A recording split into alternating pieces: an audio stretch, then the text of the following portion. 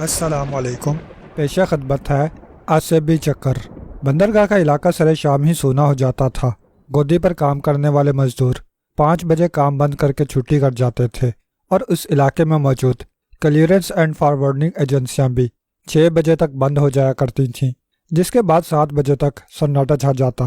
گرمیوں میں سورج 7:30 بجے کے لگ بھگ غروب ہوتا ہے اور اندھیرا پھیلتے پھیلتے 8 بج جاتے ہیں۔ اسی مناسبت سے اندھیرا پھیلتے ہی اطراف میں عشرت کی گلیوں کے گنڈوں کا راج ہو جاتا ہے۔ وہ راہگیروں کو روک کر منشیات اور لڑکیوں کی آفر کرتے ہیں۔ اس وقت ان اطراف میں آنے والے لوگ وہی ہوتے ہیں جو یا تو کسی منشی چیز کے طلبگار ہوتے ہیں یا پھر کسی خوبصورت اور گداز بدن کے۔ کسی کے نظر آنے سے قبل ہر طرف سناٹا ہی نظر آتا ہے، مگر آنے والا جیسے ہی ایک خاص مقام پر رکتا ہے فوراً ہی بھرا مار کر وہ لوگ نکل آتے اور آنے والے کو گھیر لیتے۔ پھر یا تو وہ اپنے مستقل آدمی کے ساتھ چلا جاتا یا پھر جو زیادہ چڑ زبان ہوتا وہ اسے ہتھیا لیتا۔ اس وقت بھی یہی ہوا تھا۔ جیسے ہی وہ نیلے رنگ کی فوکسن ویگن رکی، مختلف گلیوں سے 6-7 گنڈے نکل کر کار کے گرد کھڑے ہو گئے۔ نوارد نے اتر کر کار کے عقبی سیٹ سے ایک سیاہ رنگ کا وزنی بریف کیس اٹھایا اور دروازہ بند کر کے مقفل کرتا ہوا مڑا۔ پھر ان لوگوں کو دیکھ کر چھٹک گیا۔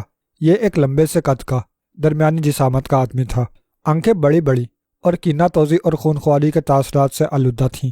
جبڑوں کی بناوٹ اور دہانے کا پھیلاؤ بھی اسے ایک شفاق فطرت آدمی ظاہر کر رہا تھا، جسے مضبوط اور کثرتی نظر آ رہا تھا۔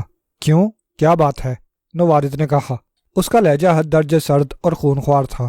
ایک لمحے کے لیے تو وہ گنڈے بھی کپکپا گئے، مگر پھر ان میں سے ایک نے ہمت کر کے پوچھ لیا، کچھ چاہیے صاحب کو؟ نہیں، اب راستے سے ہٹ جاؤ۔ تو پھر لاڈ صاحب یہاں کیا لینے آئے ہیں؟ دوسرے نے کہا۔ شاید نماز پڑھنے، کسی تیسرے نے لقمہ دیا، اور اس کے ساتھ ہی نوارد کے چہرے پر شکنیں پڑ گئیں اور آنکھوں میں خون سا اتر آیا۔ سٹریٹ لائٹ کی روشنی میں اس کی آنکھیں کسی سانپ ہی کی آنکھوں کی طرح چمک رہی تھیں۔ تم دونوں سامنے آ جاؤ، وہ سانپ ہی کی مانند پھنکارا تھا۔ کیوں؟ لاڈ صاحب کہنے والے نے سینہ پھلا کر کہا۔ میں تم کو یہاں آنے کا مقصد بتاؤں گا، تم کیا سمجھتے ہو؟ وہی گنڈا گڑرایا۔ یہاں عشرت کا سکہ چلتا ہے، کسی اور کی دال اب یہاں نہیں گلتی۔ تو پھر خاموشی سے میرے راستے سے ہٹ جاؤ، یہ جب بھی ممکن ہے پیارے، جبکہ تم اپنی آمد کا مقصد بتا دو گے۔ وہی گنڈا پھر بولا۔ آؤ میں مقصد بتاؤں، نوارد نے بڑے خونخوار لہجے میں کہا۔ پھر جپٹ کر اسی گنڈے کی گردن ایک ہاتھ میں دبوچ لی۔ اس گنڈے کو ایسا لگا جیسے اس کی گردن کسی آہنی شکنجے میں جکڑی گئی ہو۔ وہ اپنی پوری قوت صرف کر رہا تھا، مگر نوارد کی گرد اس کی گردن پر ہلکی ہونے کی بجائے لمحہ بلمحہ بڑھ رہی تھی۔ چند لمحے کی جان توڑ جدوجہد کے بعد اس کے ہاتھ پیر سست پڑنے لگے اور پھر وہ ساکت ہو گیا۔ نوارد نے اسے اس طرح اچھال دیا جیسے وہ کوڑا کباڑ ہو۔ وہ گنڈا گرفت سے آزاد ہوتے ہی پٹ سے سڑک پر گرا تھا۔ کیا تم نے اسے مار دیا؟ ان میں سے 2-3 بیک وقت بولے۔ اگر مر بھی گیا تو کیا ہوا؟ نوارد گڑرایا۔ اس صورت میں تم زندہ یہاں سے نہ جا سکو گے۔ اچھا؟ نوارد کا لہجہ مذاق اڑانے والا تھا، مگر لہجے کی سختی برقرار تھی۔ ہاں، ہم اپنے ساتھی کو مارنے والوں کو زندہ نہیں رہنے دیتے، ایک نے کہا، اور پھر گھر گھر کی آوازوں کے ساتھ 8-10 لمبے پھل کے چاقو کھل گئے۔ نوارد ان کو اس طرح دیکھ رہا تھا جیسے کوئی استاد اپنے ان شاگردوں کو دیکھتا ہے جو داؤ پیچ سیکھ رہے ہوں۔ میں تم سے اچھی طرح محفوظ ہو سکتا تھا دوستو، مگر میرے پاس وقت نہیں ہے، نوارد نے رسٹ واچ پر نظر ڈالتے ہوئے کہا۔ مگر ہمارے پاس وقت ہی وقت ہے، کوئی گڑرایا تھا۔ انداز ایسا ہی تھا جیسے غصے کو ضبط کرنے کی کوشش کی گئی ہو۔ تو پھر اس کھیل کو میری واپسی تک کے لیے ملتوی کر دو۔ تم کوئی لاٹ گورنر نہیں ہو جو تمہارا حکم چلے گا، تو کیا تم لوگ پیٹر کو ناراض کر سکتے ہو؟ نوارد گڑرایا اور ایسا ہی لگا جیسے ان سب کو بجلی کا شاک لگا ہو۔ وہ ایک جھٹکے سے سیدھے ہو گئے تھے۔ تم پیٹر کو کیا جانو؟ ایک گنڈے نے کہا۔ اگر تم عشرت کے آدمی ہو تو تم کو گریٹ فادر کے بارے میں ہدایت ضرور ملی ہوگی، نوارد نے سرد لہجے میں کہا۔ تم گریٹ فادر ہو؟ ہاں، اور پیٹر کا مہمان۔ نوارد کا لہجہ سرد اور خشک تھا۔ پھر بیکار میں تم نے اتنا لفڑا کیا، دوسرا گنڈا چاقو بند کرتے ہوئے بولا۔ ہاں، آتے ہی تم کو نام لے دینا چاہیے تھا، تیسرا بولا۔ اب کیا کہتے ہو؟ جاؤ، راستہ معلوم ہے؟ ہاں، نوارد نے کہا، اور وہ لوگ راستے سے ہٹ گئے۔ چند قدم آگے بڑھ کر وہ رک گیا۔ اب سب کے چاقو بند ہو کر جیبوں میں جا چکے تھے۔ اس نے ان سب پر ایک سرد نگاہ ڈال لی اور بولا، تمہارا ساتھی صرف بے ہوش ہے، 10 منٹ بعد ہوش آ جائے گا۔ کوئی بات نہیں، تم جاؤ۔ اوکے، ٹاٹا، نوارد نے کہا اور مڑ کر آگے بڑھ گیا۔ اس کے ٹاٹا کہنے کے انداز میں بھی ایک طنز نمایاں تھا۔ وہ سامنے والی گلی سے کٹ کر تیسری گلی میں داخل ہو گیا۔ بریف کیس اس کے بائیں ہاتھ میں تھا اور داہنا ہاتھ کوٹ کی جیب میں پڑا ہوا تھا۔ جیسے ہی وہ گلی میں داخل ہوا، ایک موٹے تازہ گنڈے نے اس کا راستہ روک لیا اور بڑے ٹھنڈے لہجے میں بولا، کدھر چلے بادشاہ ہو؟ میں تو یہاں کھڑا ہوں۔ گریٹ فادر، نوارز نے کہا۔ غالباً اب وہ یہاں کسی سے الجھنا نہیں چاہتا تھا۔ اس جملے نے جادو کا اثر کیا تھا اور موٹا آدمی تاریکی میں غائب ہو گیا۔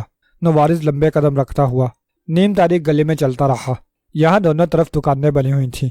پھر وہ گھوم کر ایک اور گلی میں داخل ہو گیا۔ یہ کافی چوڑی گلی تھی، گلی سے زیادہ مین روڈ کی شکل اختیار کر گئی تھی۔ اس سڑک پر بڑے بڑے ہوٹل بھی تھے اور کلب بھی۔ وہ ایک کلب کے سامنے رک گیا، ایک نظر کلب کے نیون سائن پر ڈال لی، پھر کلب کی بغل میں بنے ہوئے پتلے سے زینے پر چڑھتا چلا گیا۔ 10 سیڑھیاں چڑھنے کے بعد وہ رک گیا۔ پھر اس نے بڑے زور سے great father, great father, great father 3 دفعہ کہا۔ جیسے ہی اس کے منہ سے تیسری مرتبہ گریٹ فادر نکلا، 10 سیڑھیوں کے بعد والی سیڑھیاں اندر کی جانب دھنس گئی اور تاریک خلا نظر آنے لگا۔ پھر ایک 0 واٹ کا بلب روشن ہوا اور نوارد کی آنکھیں چمکنے لگیں۔ 10 سیڑھیوں کے بعد اس کے قدموں سے سامنے کی جانب سیڑھیاں اتر رہی تھیں۔ وہ نمودار ہونے والی سیڑھیوں پر اترتا چلا گیا۔ جیسے ہی وہ نیچے پہنچا، 10 جانے والی سیڑھیاں برابر ہو گئیں اور وہ جگہ روشنی سے جگمگانے لگی۔ وہ سیدھا چلتا رہا۔ یہ ایک چھوٹی سی راہداری تھی جس کے دونوں طرف دروازے بنے ہوئے تھے۔ وہ راہداری کے آخر میں سامنے ہی بنے ہوئے بڑے دروازے کے پاس رک گیا۔ یہاں کراس کرتی ہوئی 2 ہڈیوں کے درمیان انسانی کھوپڑی بنی ہوئی تھی۔ گریٹ فادر، اس نے کھوپڑی کے سامنے رک کر کہا، اور دوسرے ہی لمحے وہ دروازہ کھل گیا۔ نوارد اندر داخل ہوا۔ یہ ایک ہال کمرہ تھا اور یہاں پر درمیان میں ایک کرسی پڑی ہوئی تھی۔ پورا کمرہ تاریک تھا، صرف اس کرسی پر روشنی کا ایک حالہ قائم تھا۔ بیٹھ جاؤ، تاریکی میں ایک ٹھوس اور بھاری آواز گونجی۔ نوارد آگے بڑھا اور کرسی پر بیٹھ گیا۔ مال لائے ہو؟ وہی آواز پھر گونجی۔ ہاں، جو سودا ہوا تھا اس کے مطابق بریف کیس میں مال موجود ہے۔ نوارد نے بریف کیس فرش پر رکھتے ہوئے کہا۔ کتنا ہے؟ 22 پاؤنڈ۔ کوالٹی؟ اسی آواز نے پوچھا۔ A1، چیک کر سکتے ہو۔ چیک کرو، اسی آواز نے کہا۔ آواز کی گونج ختم ہونے سے پہلے ہی سامنے والی دیوار سے ایک سایہ سا الگ ہوا اور نوارد کی طرف بڑھنے لگا۔ پھر وہ نوارد کے قریب آ گیا۔ جیسے ہی وہ روشنی میں آیا، نوارد چونک پڑا۔ یہ انہی گنڈوں میں سے ایک تھا جنہوں نے کار سے اترتے ہی اسے گھیر لیا تھا۔ اس وقت اس کے چہرے پر گہری سنجیدگی طاری تھی اور آنکھوں میں بلا کی چمک۔ اس نے بریف کیس فرش پر لٹا کر کھولا۔ اندر تہ در تہ پلاسٹک کی تھیلیاں کسی سفید سے صفوف سے بھری ہوئی رکھی ہوئی تھیں۔ اس نے ایک تھیلی کا کونا پھاڑا، پھر تھوڑا سا صفوف چٹکی سے نکال کر فرش پر ڈالا، پھر جیب سے گیس کا لائٹر نکال کر اس کا شعلہ ایڈجسٹ کیا اور اسے روشن کر کے سفید صفوف کی طرف کر دیا۔ چند سیکنڈ بعد سفید صفوف سے سرخ رنگ کا ایک شعلہ نکلا اور آن واحد میں سفید صفوف سیاہ ہو گیا۔ ویری گڈ، اسی بھاری آواز نے کہا۔ مال کھرا ہے؟ جی ہاں، یہ گہرا سرخ شعلہ اسی بات کا ثبوت ہے، نوارد نے کہا۔ ہم جانتے ہیں، بھاری آواز نے کہا۔ گلابی شعلہ ملاوٹ کی نشانی ہوتا ہے۔ اب میرا مال کہاں ہے؟ نوارد نے گھڑی پر نظر ڈالتے ہوئے کہا۔ میرے پاس وقت بہت کم ہے اور مجھے دور جانا ہے۔ ہمیں معلوم ہے، اسی آواز نے کہا۔ تم یہاں سے سیدھے ایئرپورٹ جاؤ گے اور جہاز سے سردار گڑھ کے لیے پرواز کرو گے۔ یہ بہت برا ہے، نوارد نے بگڑے ہوئے تیور سے کہا۔ ایک دوسرے کی جاسوسی کرنا معاہدے کے سراسر خلاف ہے۔ اس سے تم کو کوئی نقصان نہیں پہنچے گا، سمجھے؟ ہم نے اپنی تسلی کے لیے تحقیقات کرائی تھیں تاکہ تمہارے اوپر اعتماد کیا جا سکے۔ اب سب کچھ جانتے ہو تو دیر مت کرو، تمہارا مال تمہارے پاس ہے۔ جنگو، ان کو ادائیگی کر دو۔ یس باس، جنگو نے کہا اور نوارد کا بریف کیس بند کر کے ایک طرف اندھیرے میں سرکا دیا اور ویسا ہی دوسرا بریف کیس اندھیرے سے کھینچ کر اس کے سامنے کر دیا۔ نوارد نے خاموشی سے بریف کیس جھک کر کھولا۔ اندر چھوٹے بڑے نئے نوٹوں کی گڈیاں ترتیب سے لگی ہوئی تھیں۔ نوارد نے ایک گڈی تہ میں سے نکال کر شمار کی اور واپس بریف کیس میں ڈال دی۔ پورے 1 لاکھ روپے ہیں، اسی آواز نے کہا۔ مجھے یقین ہے، نوارد نے بریف کیس بند کرتے ہوئے کہا اور پھر اسے اٹھا کر کھڑا ہو گیا۔ جنگو، ان کو کار تک چھوڑو۔ یس باس، جنگو نے کہا اور نوارد کو اپنے پیچھے آنے کا اشارہ کر کے ایک طرف چلنے لگا۔ یہ وہ راستہ نہیں تھا جس سے وہ اندر آیا تھا۔ اسی عمارت سے نکل کر جنگو ایک دوسری عمارت میں گھس گیا، پھر تیسری، اور تیسری عمارت سے جب وہ باہر نکلے تو نوارد حیران رہ گیا۔ سامنے ہی اس کی کار موجود تھی۔ وہ حیران سا کار کی طرف بڑھتا چلا گیا۔ یہاں آتے ہوئے اسے بمشکل 2-3 منٹ لگے تھے، جبکہ جاتے وقت وہ کم و بیش پورے 15 منٹ میں وہاں پہنچا تھا۔ اب جب بھی آنا ہو اسی عمارت کے اندر داخل ہونا اور دیوار میں لگے ہوئے لیٹر باکس میں کوڈ 2 مرتبہ دہرا دینا، کوئی نہ کوئی تمہیں لینے پہنچ جائے گا۔ ٹھیک ہے، نوارد نے کار کا دروازہ کھول کر اندر بیٹھتے ہوئے کہا۔ بریف کیس اس نے اپنے پیروں کے پاس رکھ لیا تھا۔ جنگو واپس لوٹ گیا تھا۔ نوارد اسے عمارت میں داخل ہوتا دیکھتا رہا۔ پھر اس نے انجن سٹارٹ کیا اور گاڑی موڑنے لگا۔ چند لمحے بعد وہ تیزی سے شہر کی طرف جا رہا تھا۔ بندرگاہ کے علاقے سے نکلنے کے بعد اس نے گاڑی کی رفتار بڑھا دی۔ وہ بار بار ریسٹ واچ پر نظریں ڈال رہا تھا۔ پھر جیسے ہی اس کی گاڑی شہر کے کمرشل ایریا میں پہنچی، ایک طرف فٹ پاتھ کے کنارے کھڑی ہوئی موٹر سائیکل سٹارٹ ہوئی اور اس کے پیچھے لگ گئی۔ دوسرے سگنل سے پہلے ہی موٹر سائیکل سوار نے خود کو کار کی ڈرائیونگ کھڑکی کے قریب پہنچا دیا تھا۔ اس کے جسم پر بھورے رنگ کا ٹھنڈا سوٹ تھا اور آنکھوں پر بڑے شیشوں کی اینک۔ نوارد نے چونک کر اس کی طرف دیکھا، پھر اس کے ہاتھ کا اشارہ پا کر کار ایک جانب روک دی، کیونکہ موٹر سائیکل سوار نے کار روکنے کا اشارہ کرتے ہوئے اسے گروہ کا مخصوص اشارہ بھی بتایا تھا۔ موٹر سائیکل سٹارٹ نے موٹر سائیکل سٹینڈ کی اور اس کی طرف چلایا۔ کھڑکی سے سر اندر ڈال کر اس نے کہا، گاڈ فادر، گریٹ فادر۔ نوارد نے جواب دیا، کام ہو گیا؟ ہاں، مگر اس نے کہنا چاہا، کچھ نہیں، باس کا یہی حکم ہے، رقم مجھے دے دو اور تم خالی ہاتھ سردار گڑھ چلے جاؤ۔ جو حکم، اس نے کہا اور رقم کا بریف کیس اس کی طرف بڑھا دیا۔ موٹر سائیکل سوار نے بریف کیس کھول کر دیکھا، پھر مطمئن انداز میں سر ہلا کر بریف کیس بند کر کے کھڑکی سے نکال لیا اور جیب میں ہاتھ ڈال کر جب اس نے باہر نکالا تو اس میں ایک ریوالور دبا ہوا تھا۔ اس سے پہلے کہ نوارد کچھ کہتا، اس نے ٹریگر دبا دیا۔ سوں کی آواز کے ساتھ کوئی چیز نکل کر نوارد کی گردن میں لگی اور وہ آواز نکالے بغیر سٹیئرنگ پر جھک گیا۔ آہستہ آہستہ اس کی آنکھیں کھلتی چلی گئیں۔ اس کی نگاہوں کے سامنے سفید سفید دھند تھی اور کوئی چیز بڑی تیزی سے حرکت کر رہی تھی۔ پھر دھند صاف ہوتی چلی گئی اور اب وہ اس گھومنے والی چیز کو دیکھ سکتا تھا۔ وہ چھت میں لگا ہوا پنکھا تھا جو فل رفتار سے گھوم رہا تھا۔ میں کہاں ہوں؟ اس کے لبوں سے نکلا، مگر ہر طرف خاموشی چھائی رہی۔ اسے اپنے سر میں ہلکی سی دھمک کا احساس ہو رہا تھا۔ ٹی سی اٹھ رہی تھی جیسے کسی زخم میں سے اٹھتی ہے۔ وہ آہستگی سے اٹھ کر بیٹھ گیا۔ اب اس نے کمرے کا جائزہ لیا۔ وہ ایک سجی ہوئی خوبصورت خوابگاہ تھی۔ کمرے میں چاروں طرف اریاں تصویریں لگی ہوئی تھیں۔ ان میں بعض تصویریں ایسی ہی تھیں کہ وہ مرد ہوتے ہوئے جھیپ گیا۔ کمرے میں وہ تنہائی تھا۔ وہ جس بستر پر لیٹا ہوا تھا وہ انتہائی نرم و گداز تھا۔ وہ فرش پر اتر کر کھڑا ہو گیا۔ بڑے زور کا چکر آیا تھا۔ وہ لڑکھڑایا مگر سنبھل گیا۔ کمزوری ہے، کچھ کھانا چاہیے، جیسے کسی نے اس کے کان میں سرگوشی سی کی تھی، اور اس کے ساتھ ہی اس نے محسوس کیا جیسے وہ بھوکا ہے۔ ٹٹولتی ہوئی نظروں سے اس نے آس پاس کا جائزہ لیا اور اس کی نگاہ کونے میں رکھے ہوئے فریج پر ٹھہر گئی۔ وہ اسی طرف بڑھ گیا۔ فریج میں کھانے پینے کی بہت سی چیزیں تھیں۔ وہ مربکوں کی طرح ان پر ٹوٹ پڑا۔ شکم سیر ہو کر کھانے کے بعد اس نے ٹھنڈا پانی پیا اور ڈکار لیتا ہوا فریج بند کر کے ہٹایا۔ وہ بڑی شدت سے یہ سوچ رہا تھا کہ وہ کہاں ہے، اپنے گھر سے وہ یہاں کیسے آ گیا؟ مگر نہیں، وہ گھر میں نہیں تھا۔ وہ تو اپنی ایک گرل فرینڈ کے ساتھ اس کے بیڈ روم میں تھا۔ پھر وہاں سے یہاں کیسے پہنچ گیا؟ اور وہ کہاں گئی؟ کہیں میں خواب تو نہیں دیکھ رہا؟ اس نے اپنے چٹکی بھری اور سی کر کے رہ گیا۔ وہ جاگ رہا تھا، مگر یہ سب کیا تھا؟ یہ اس کے لیے الجھن اور پریشانی کا باعث بن گیا تھا۔ وہ کمرے کا دروازہ کھول کر باہر نکل آیا۔ سامنے ہی ایک اور دروازہ کھلا ہوا نظر آ رہا تھا اور کسی کی پشت نظر آ رہی تھی۔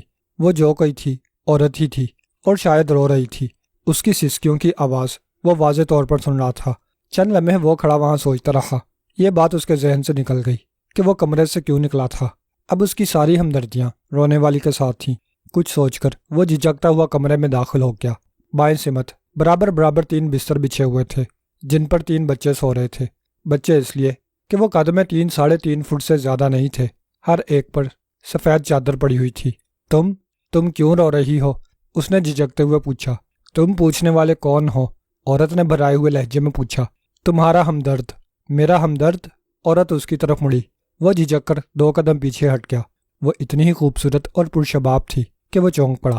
اس نے چوڑے گلے والی قمیض پہن رکھی تھی جس سے اس کا سینہ جھانک رہا تھا۔ ہونٹ سیب کے کاچوں کی طرح تھے اور گالوں پر امڑتے ہوئے شباب کی جھلک تھی۔ اس کی بڑی بڑی آنکھوں میں میخانے بند محسوس ہو رہے تھے۔ ہاں، وہ خواب کی سی کیفیت میں بولا۔ مجھے بتاؤ، تم کیوں رو رہی تھی؟ بتاؤں؟ ہاں بتاؤ، میں تمہارے کام آؤں گا۔ وہ اس پرشباب عورت کے حسن سے بہت متاثر نظر آ رہا تھا اور اس کی مدد کرنے کے لیے بےتاب۔ میری مدد کوئی نہیں کر سکتا۔ کیوں؟ اس نے پوچھا۔ اس لیے کہ میں بد نصیب ہوں، منحوس ہوں۔ کوئی انسان منحوس نہیں ہوتا، وہ بولا۔ اس کے ذہن میں اپنی گلی کے سرے والی مسجد کے پیش امام کے الفاظ گونج رہے تھے۔ وہ انہیں دہراتا چلا گیا۔ سب اللہ کی پیدا کی ہوئی مخلوق ہے اور انسان کو اس رحیم کریم نے اشرف المخلوقات بنایا ہے، لہٰذا تم منحوس نہیں ہو سکتی۔ مگر میں ہوں۔ اگر نہ ہوتی تو میرے جگر گوشے قتل نہ ہوتے۔ کیا؟ وہ چونک پڑا۔ ہاں، میرے 3 بچے قتل ہو چکے ہیں۔ کس نے قتل کیا ہے ان کو؟ وہ نروس ہوتا جا رہا تھا۔ ایک درندے نے، ایک قاتل نے، ایک بھیڑیے نے، وہ کرب سے بولی۔ کب؟ کچھ دیر پہلے۔ وہ اپنی خوبصورت اور خوابناک آنکھیں اس کے چہرے پر گاڑ کر بولی۔ کیا تم ان معصوموں کی لاشیں دیکھو گے؟ ہاں، وہ مدہوش ہو کر بولا۔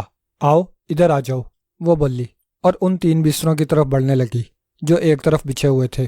قریب پہنچ کر اس نے ایک ایک کر کے ان تینوں کی چادریں ہٹا دیں اور وہ ایک چیخ مار کر دور ہٹ گیا۔ بستروں پر 3 لاشیں تھیں، معصوم صورت بچوں کی لاشیں۔ ان کے سر جسموں سے الگ تھے اور خون لوتھڑوں کی شکل میں جم گیا تھا۔ نہیں نہیں، وہ خوفزدہ انداز میں بولا، خدا کے لیے ان کو ڈھک دو، تم نے میری مدد کا وعدہ کیا تھا۔ وہ عورت اس کی طرف مڑ کر بولی، ہاں مگر ان کو ڈھک دو۔ اس نے خوفزدہ لہجے میں ہاتھ ہلا کر کہا، تو میری مدد کرو، پہلے ان کو ڈھک دو اور پھر بتاؤ میں تمہاری کیا مدد کر سکتا ہوں۔ وہ آنکھیں بند کیے رخ پھیرے پھیرے بولا، میری طرف دیکھو۔ وہ چند لمحے کے توقف کے بعد بولی، کیا تم نے ان لاشوں کو ڈھک دیا ہے؟ وہ اس کی طرف مڑتے ہوئے آنکھیں کھول کر بولا، اور پھر اس کے منہ سے ایک سسکی سی نکل گئی۔ وہ اس کے سامنے کھڑی تھی، مگر اب اس کے جسم پر لباس کا ایک تار بھی نہ تھا۔ اس کا دمکتا ہوا شباب برہنہ اس کی نگاہوں کے سامنے تھا۔ وہ گویا پتھر کا ہو گیا تھا۔ اس کی نگاہیں اس قیامت خیز حسن پر جم گئی تھیں اور وہ سمم بکمن اسے گھورے جا رہا تھا۔ میری کوکھ خالی ہے، میری گود خالی ہے، آگے بڑھو اور اس کمی کو پورا کر دو۔ وہ بڑے درد بھرے لہجے میں بولی، یہ کیسے ہو سکتا ہے؟ تم چاہو تو ہو سکتا ہے۔ وہ اس کی طرف بڑھتے ہوئے بولی۔ اب اس کے لہجے میں درد کرب نہیں تھا، دعوت تھی، محبت کی شرینی تھی۔ اس نے دونوں بائیں اٹھا دیں اور اس کے ہوش و واس پر ایک بجلی اور گر پڑی۔ لرزتی ہوئی چٹانوں کے ساتھ اس کا دل بھی ہل گیا تھا۔ آ جاؤ، میری باہوں میں آ جاؤ اور میری کوکھ بھر دو۔ نہیں، اس کے ذہن میں پیش امام کے الفاظ گونجنے لگے۔ اللہ نے اپنے بندوں کے لیے جب حلال طریقہ رکھا ہے تو اسے حرام کیوں کیا جائے؟ اور ان الفاظ کے تحت ہی وہ نہیں کرتا ہوا پیچھے ہٹ گیا۔ نہ جانے کیا بات تھی، اس قیامت خیز حسن سے متاثر ہوتے ہوئے بھی وہ اس پر نہیں جھپٹا تھا۔ اگر یہ پیش امام کے یاد آنے والے الفاظ کا اثر تھا تو یہی اثر اس وقت کیوں نہیں ہوا تھا جب وہ اپنی گرل فرینڈ کے ساتھ اس کے بستر پر تھا؟ مگر یہ سب اس کے ذہن میں نہیں آ سکا اور وہ نہیں کا اعلان کرتا رہا۔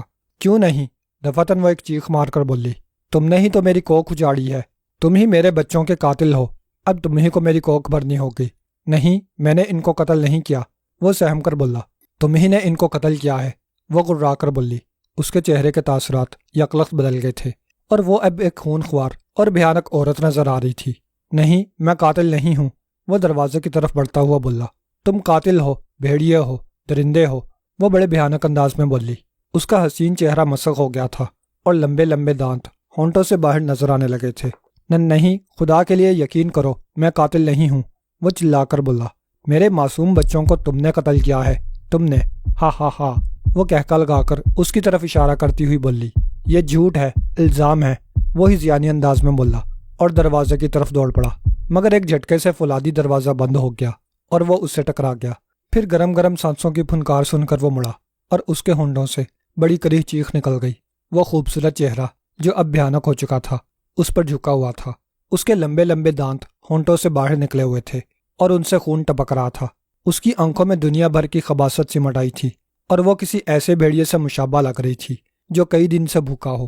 اس کا سر بڑے زور سے چکرایا، دل کی دھڑکن اور تیز ہو گئی، جیسے بس چند لمحے بعد وہ سینے کا پنجرہ توڑ کر باہر نکل آئے گا۔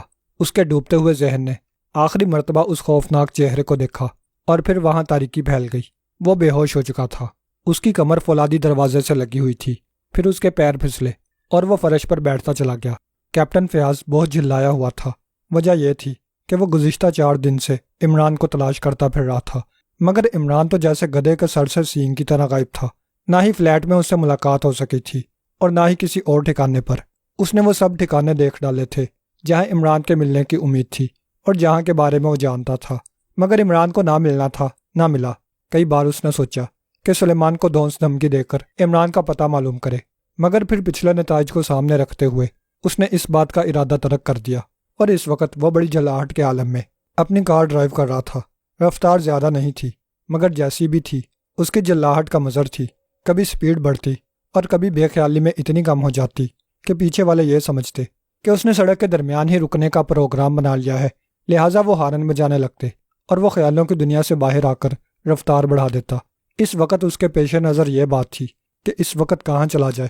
وہ کسی ایسی جگہ جانا چاہتا تھا جہاں اس کا کوئی شناسہ نہ ہو، وہ تنہائی میں اپنے مشکل کے بارے میں سوچ کر کوئی لائحہ عمل بنانا چاہتا تھا۔ آج کل اس کے پاس جو کیس تھا وہ اس کے لیے درد سر ہی نہیں بنا ہوا تھا، بلکہ اس کا عہدہ اور عزت دونوں ہی داؤ پر لگی ہوئی تھیں۔ کچھ سوچ کر اس نے کار کا رخ ایک بدنام نائٹ کلب کی جانب کر دیا۔ اس نائٹ کلب سے اسے برابر نذرانہ ملتا تھا، اور یہ نذرانہ کسی بھی ہفتے 2000 سے کم نہ ہوتا تھا۔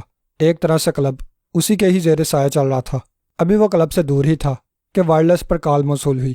اس نے ٹرانسمیٹر آن کر کے ماؤتھ پیس سنبھال لیا۔ Hello sir, D7 reporting, over. Yes captain Fayyaz this side. کیا رپورٹ ہے؟ اوور۔ مقتول کی کار کمپاؤنڈ سے غائب ہو چکی ہے سر۔ اوور۔ کیا بکتے ہو؟ فیاض نے غصیلے لہجے میں کہا۔ محکمے کے کمپاؤنڈ سے اگر وہ گاڑی غائب ہوئی ہے تو تم لوگوں کے لیے ڈوب مرنے کا مقام ہے۔ اوور۔ سر، اس میں ہمارا کوئی قصور نہیں ہے، دوسری طرف سے کہا گیا۔ آج 10 بجے تک کار کمپاؤنڈ میں دیکھی گئی ہے، اس کے بعد پتہ نہیں چلا کہ کدھر گئی۔ اوور۔ ڈیوٹی پر کون تھا؟ اوور۔ F67 سر۔ اوور۔ اس سے رپورٹ لی؟ اوور۔ جی ہاں، اس کا کہنا ہے کہ جو آدمی گاڑی لے گیا ہے وہ مستریوں کے لباس میں تھا اور اس کے پاس باقاعدہ گاڑی لے جانے کا گیٹ پاس موجود تھا۔ اوور۔ پاس پر دستخط کس کے ہیں؟ اوور۔ ڈائریکٹر صاحب کے جناب۔ اوور۔ لیکن اس گاڑی کے لیے ڈائریکٹر صاحب نے ہرگز گیٹ پاس ایشو نہیں کیا ہوگا۔ اوور۔ فیاض سرد لہجے میں بولا۔ گاڑی فوکس ویگن ہی گئی ہے جناب عالی، اور اس پر پڑے ہوئے نمبر وہی تھے جو گیٹ پاس پر لکھے ہوئے تھے۔ اوور۔ اوہو، فیاض کے منہ سے نکلا۔ چند لمحے خاموشی سے کچھ سوچتا رہا، پھر بولا، دیکھو معلوم کرو، کیا ڈائریکٹر صاحب کی اپنی گاڑی خراب تو نہیں ہے؟ اوور۔ یس سر، ابھی معلوم کرتا ہوں۔ اوور۔ فوری رپورٹ دو۔ اوور اینڈ سٹاپ، فیاض نے کہا، اور بڑے جھلائے ہوئے انداز میں ٹرانسمیٹر آف کر دیا۔ اس کی جھلاہٹ پہلے سے بڑھ گئی تھی اور وہ سوچ رہا تھا کہ یک نہ شدھ دو شدھ۔ آخر کوئی مقتول کی گاڑی لے جا کر کیا کرے گا؟ اس نے گاڑی کی پوری طرح سے تلاشی لی تھی اور اس میں کوئی قابل اعتراض چیز نہیں پائی گئی تھی، نہ ہی کوئی ایسی چیز ملی تھی جسے وہ کسی قسم کا کلو بنا سکتا۔ پھر وہ سوچنے لگا، گاڑی اڑا کر کوئی کیا چاہتا ہے؟ اتنا بڑا خطرہ مول لے کر گاڑی اڑانے والوں کا یقیناً کوئی مقصد ضرور ہوگا، ورنہ محکمہ خفیہ کے کمپاؤنڈ سے گاڑی نکال لے جانے کا خطرہ مول نہ لیا جاتا۔ ابھی وہ کچھ اور سوچتا، مگر کال کا اشارہ موصول ہونے کی وجہ سے وہ اس طرف متوجہ ہو گیا۔ Yes it is captain Fayyaz. Over. اس نے ٹرانسمیٹر آن کرتے ہوئے کہا۔ Yes sir, D7 here. Over. کیا رپورٹ ہے؟ اوور۔ ڈائریکٹر صاحب کی گاڑی صبح سے خراب ہے، بیٹری ایگزاسٹ ہو گئی تھی اور کچھ اور خرابیاں بھی تھیں، اس لیے گاڑی ورکشاپ لے جانے کے لیے انہوں نے گیٹ پاس ایشو کیا تھا۔ اوور۔ گیٹ پاس پر ڈائریکٹر صاحب کی گاڑی کا نمبر تھا؟ اوور۔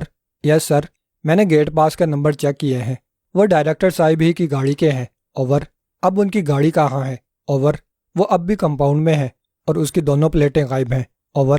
گیٹ پاس کسے دیا گیا تھا؟ اوور۔ ڈائریکٹر صاحب کے ڈرائیور کو جناب عالی۔ اوور۔ اسے حراست میں لے لو۔ اوور۔ وہ اس وقت ہسپتال میں ہے سر۔ اوور۔ کیوں؟ اوور۔ فیاض نے چونک کر پوچھا۔ اسے کسی طرح سے بے ہوش کیا گیا تھا جناب، کلوروفارم کی مقدار کچھ زیادہ ہی تھی، اس لیے اسے ہسپتال لے جانا پڑا۔ اوور۔ وہ کہاں ملا تھا؟ اوور۔ گاڑی کے اندر ہی بے ہوش پڑا تھا۔ اوور۔ اچھا ٹھیک ہے، اب اسے حراست میں نہیں لینا۔ اوور۔ Yes sir. اوور۔ اب تم چھٹی کر سکتے ہو۔ Over and stop. اس نے ٹرانسمیٹر آف کر دیا۔ اس دوران گاڑی بہت ہی ہلکی رفتار پر دوڑ رہی تھی۔ اس نے ٹرانسمیٹر سے نمٹ کر رفتار بڑھا دی۔ چند ہی لمحوں بعد وہ مطلوبہ کلب میں داخل ہو رہا تھا۔ ہیلو کیپٹن، ایک آواز سن کر وہ چونک پڑا، نگاہ اٹھا کر دیکھا، اس کے سامنے ہی کلب کا مینیجر کھڑا ہوا تھا۔ ہیلو، اس نے ہاتھ ہلا کر جواب دیا۔ خیریت جناب؟ وہ قریب آتے ہوئے سرگوشی میں بولا۔ کیا ریڈ ہونے والا ہے جناب، یا ہفتہ نہیں پہنچا؟ دونوں میں سے ایک بات بھی نہیں ہے، فیاض نے ہاتھ ہلا کر جواب دیا۔ پھر جناب کیا خدمت کروں؟ میں کچھ دیر یہاں سکون سے بیٹھنا چاہتا ہوں، فیاض نے کہا۔ او ضرور جناب، کون سی سیٹ مناسب رہے گی؟ فیاض نے پوچھا، اور مینیجر نے ایک کونے والی سیٹ کی طرف اشارہ کر دیا۔ فیاض اسی جانب بڑھتا چلا گیا۔ یہ سیٹ سب سے تقریباً الگ تھلگ ہی تھی۔ بیٹھتے ہی ویٹر اس کی طرف آیا تھا، مگر پھر فیاض کی صورت دیکھتے ہی وہ واپس لوٹ گیا۔ فیاض نے کرسی کی پشت گاہ سے ٹک کر آنکھیں بند کر لیں، پھر اس وقت چونکا جب برتنوں کی کھڑکھڑاہٹ سنائی دی تھی۔ وہ سیدھا ہو کر بیٹھ گیا۔ ویٹر کافی کے ساتھ ہی کھانے پینے کے کچھ اور لوازمات بھی ساتھ لایا تھا۔ فیاض ان پر ٹوٹ پڑا۔ کافی کے گھونٹ بھرتے ہوئے بھی اس کے ذہن میں یہی خیال تھا کہ گاڑی کیوں چرائی گئی ہے، مگر پھر وہ بڑی بری طرح چونکا تھا۔ عقب سے کئی کہہ کے سنائی دیے، اور ان میں ایک یقیناً جانا پہچانا تھا، وہی جس کے لیے وہ 4 دن سے مارا مارا پھر رہا تھا۔ اس نے کرسی ذرا سی گھمائی اور آواز کی سمت دیکھا۔ وہ یقیناً عمران ہی تھا۔ لیکن کس حال میں؟ اس کے جسم پر سرخ رنگ کی ٹی شرٹ تھی اور جامنی رنگ کی پتلون، گلے میں ایک ریشمی رومال بندھا ہوا تھا اور ہونٹوں سے پان کی پیک چھلکی پڑ رہی تھی۔ وہ اس وقت ایک تیسرے درجے کا لوفر لگ رہا تھا۔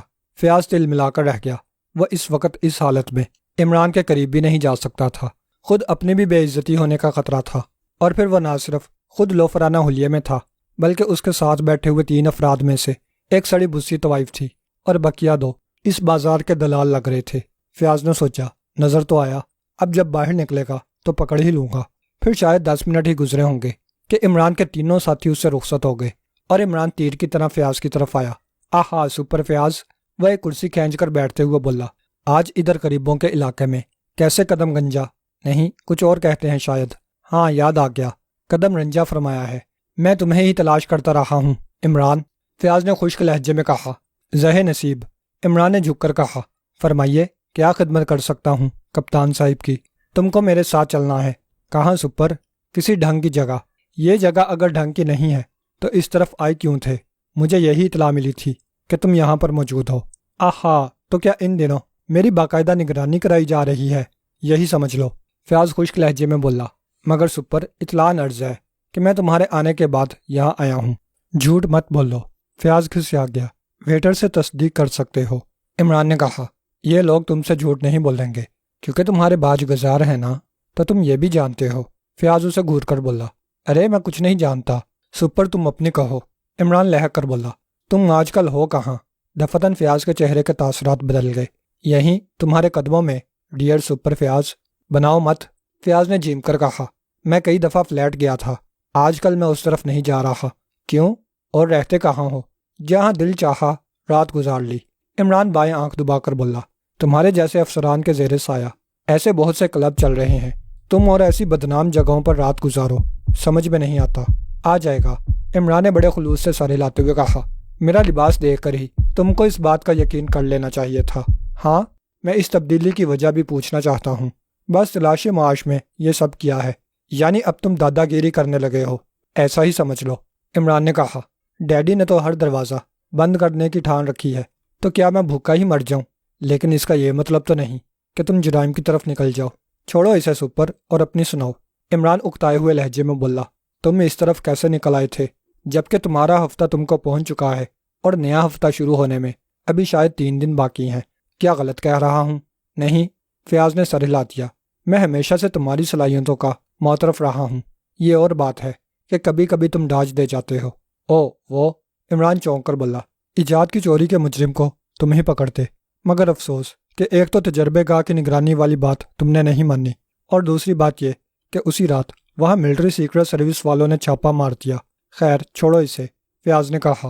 میں آج کل بڑی الجھن میں ہوں، میں سن رہا ہوں، عمران نے ہماتن گوش ہو کر کہا۔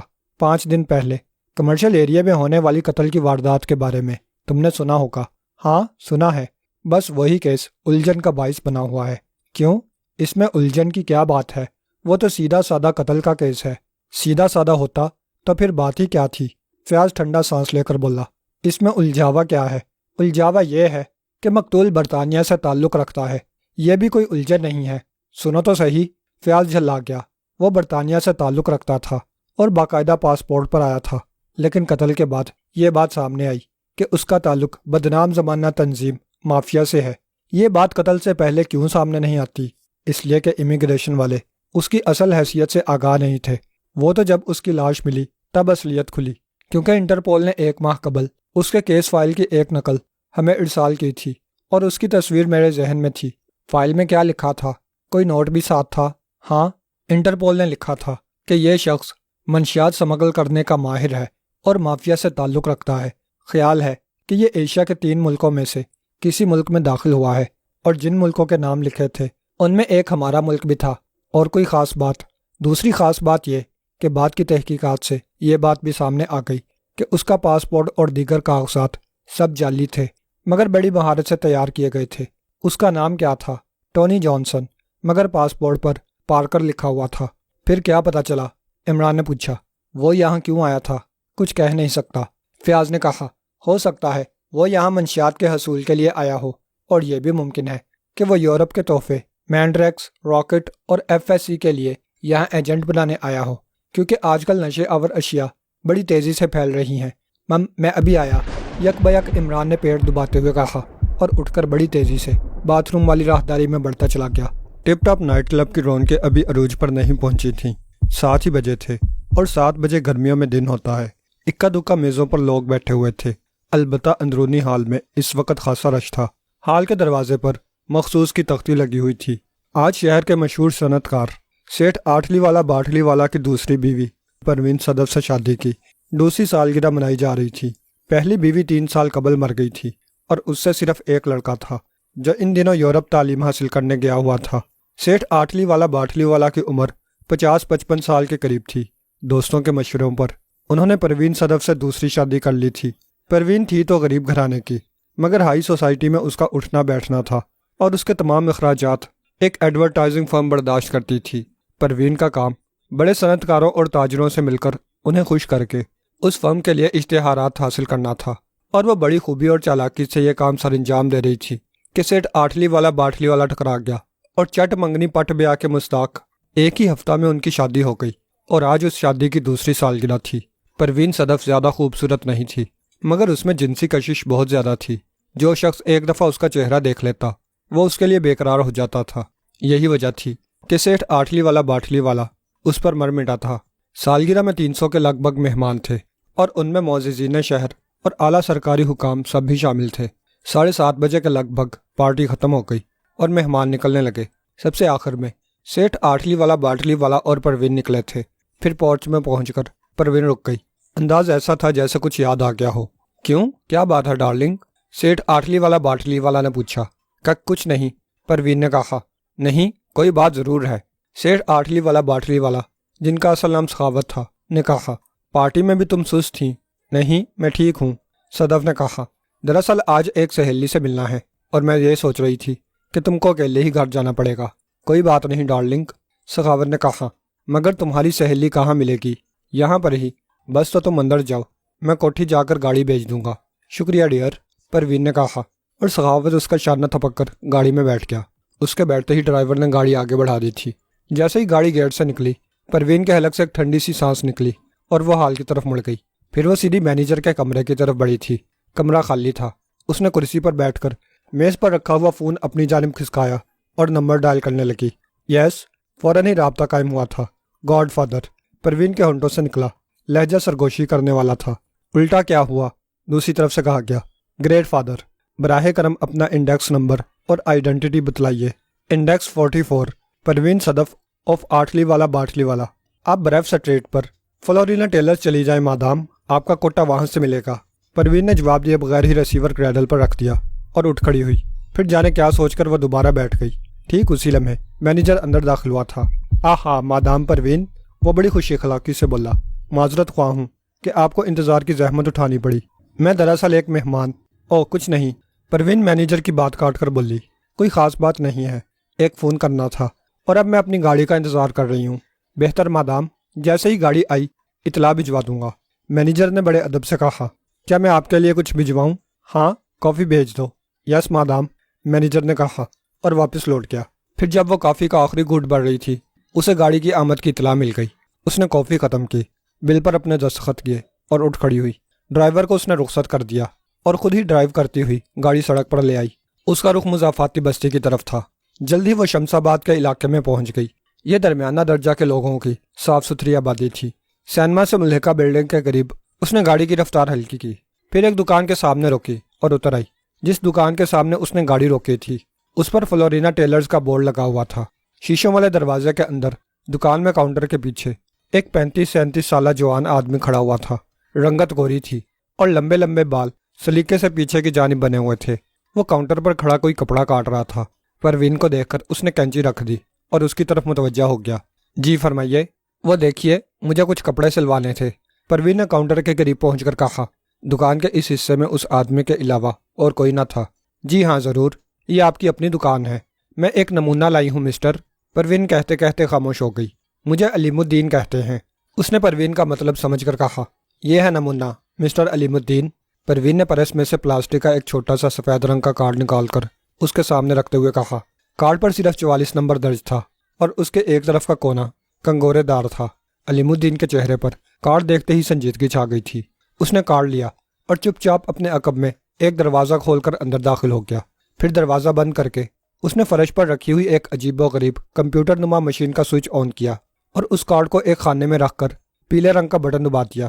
فوراً ہی مشین کی اوپری سکرین پر ایک تحریر ابھر آئی، بڑے سیاہ حروف میں یس کے الفاظ کے ساتھ ہی انڈیکس 44 پروین صدف آف باٹلی والا تحریر تھا۔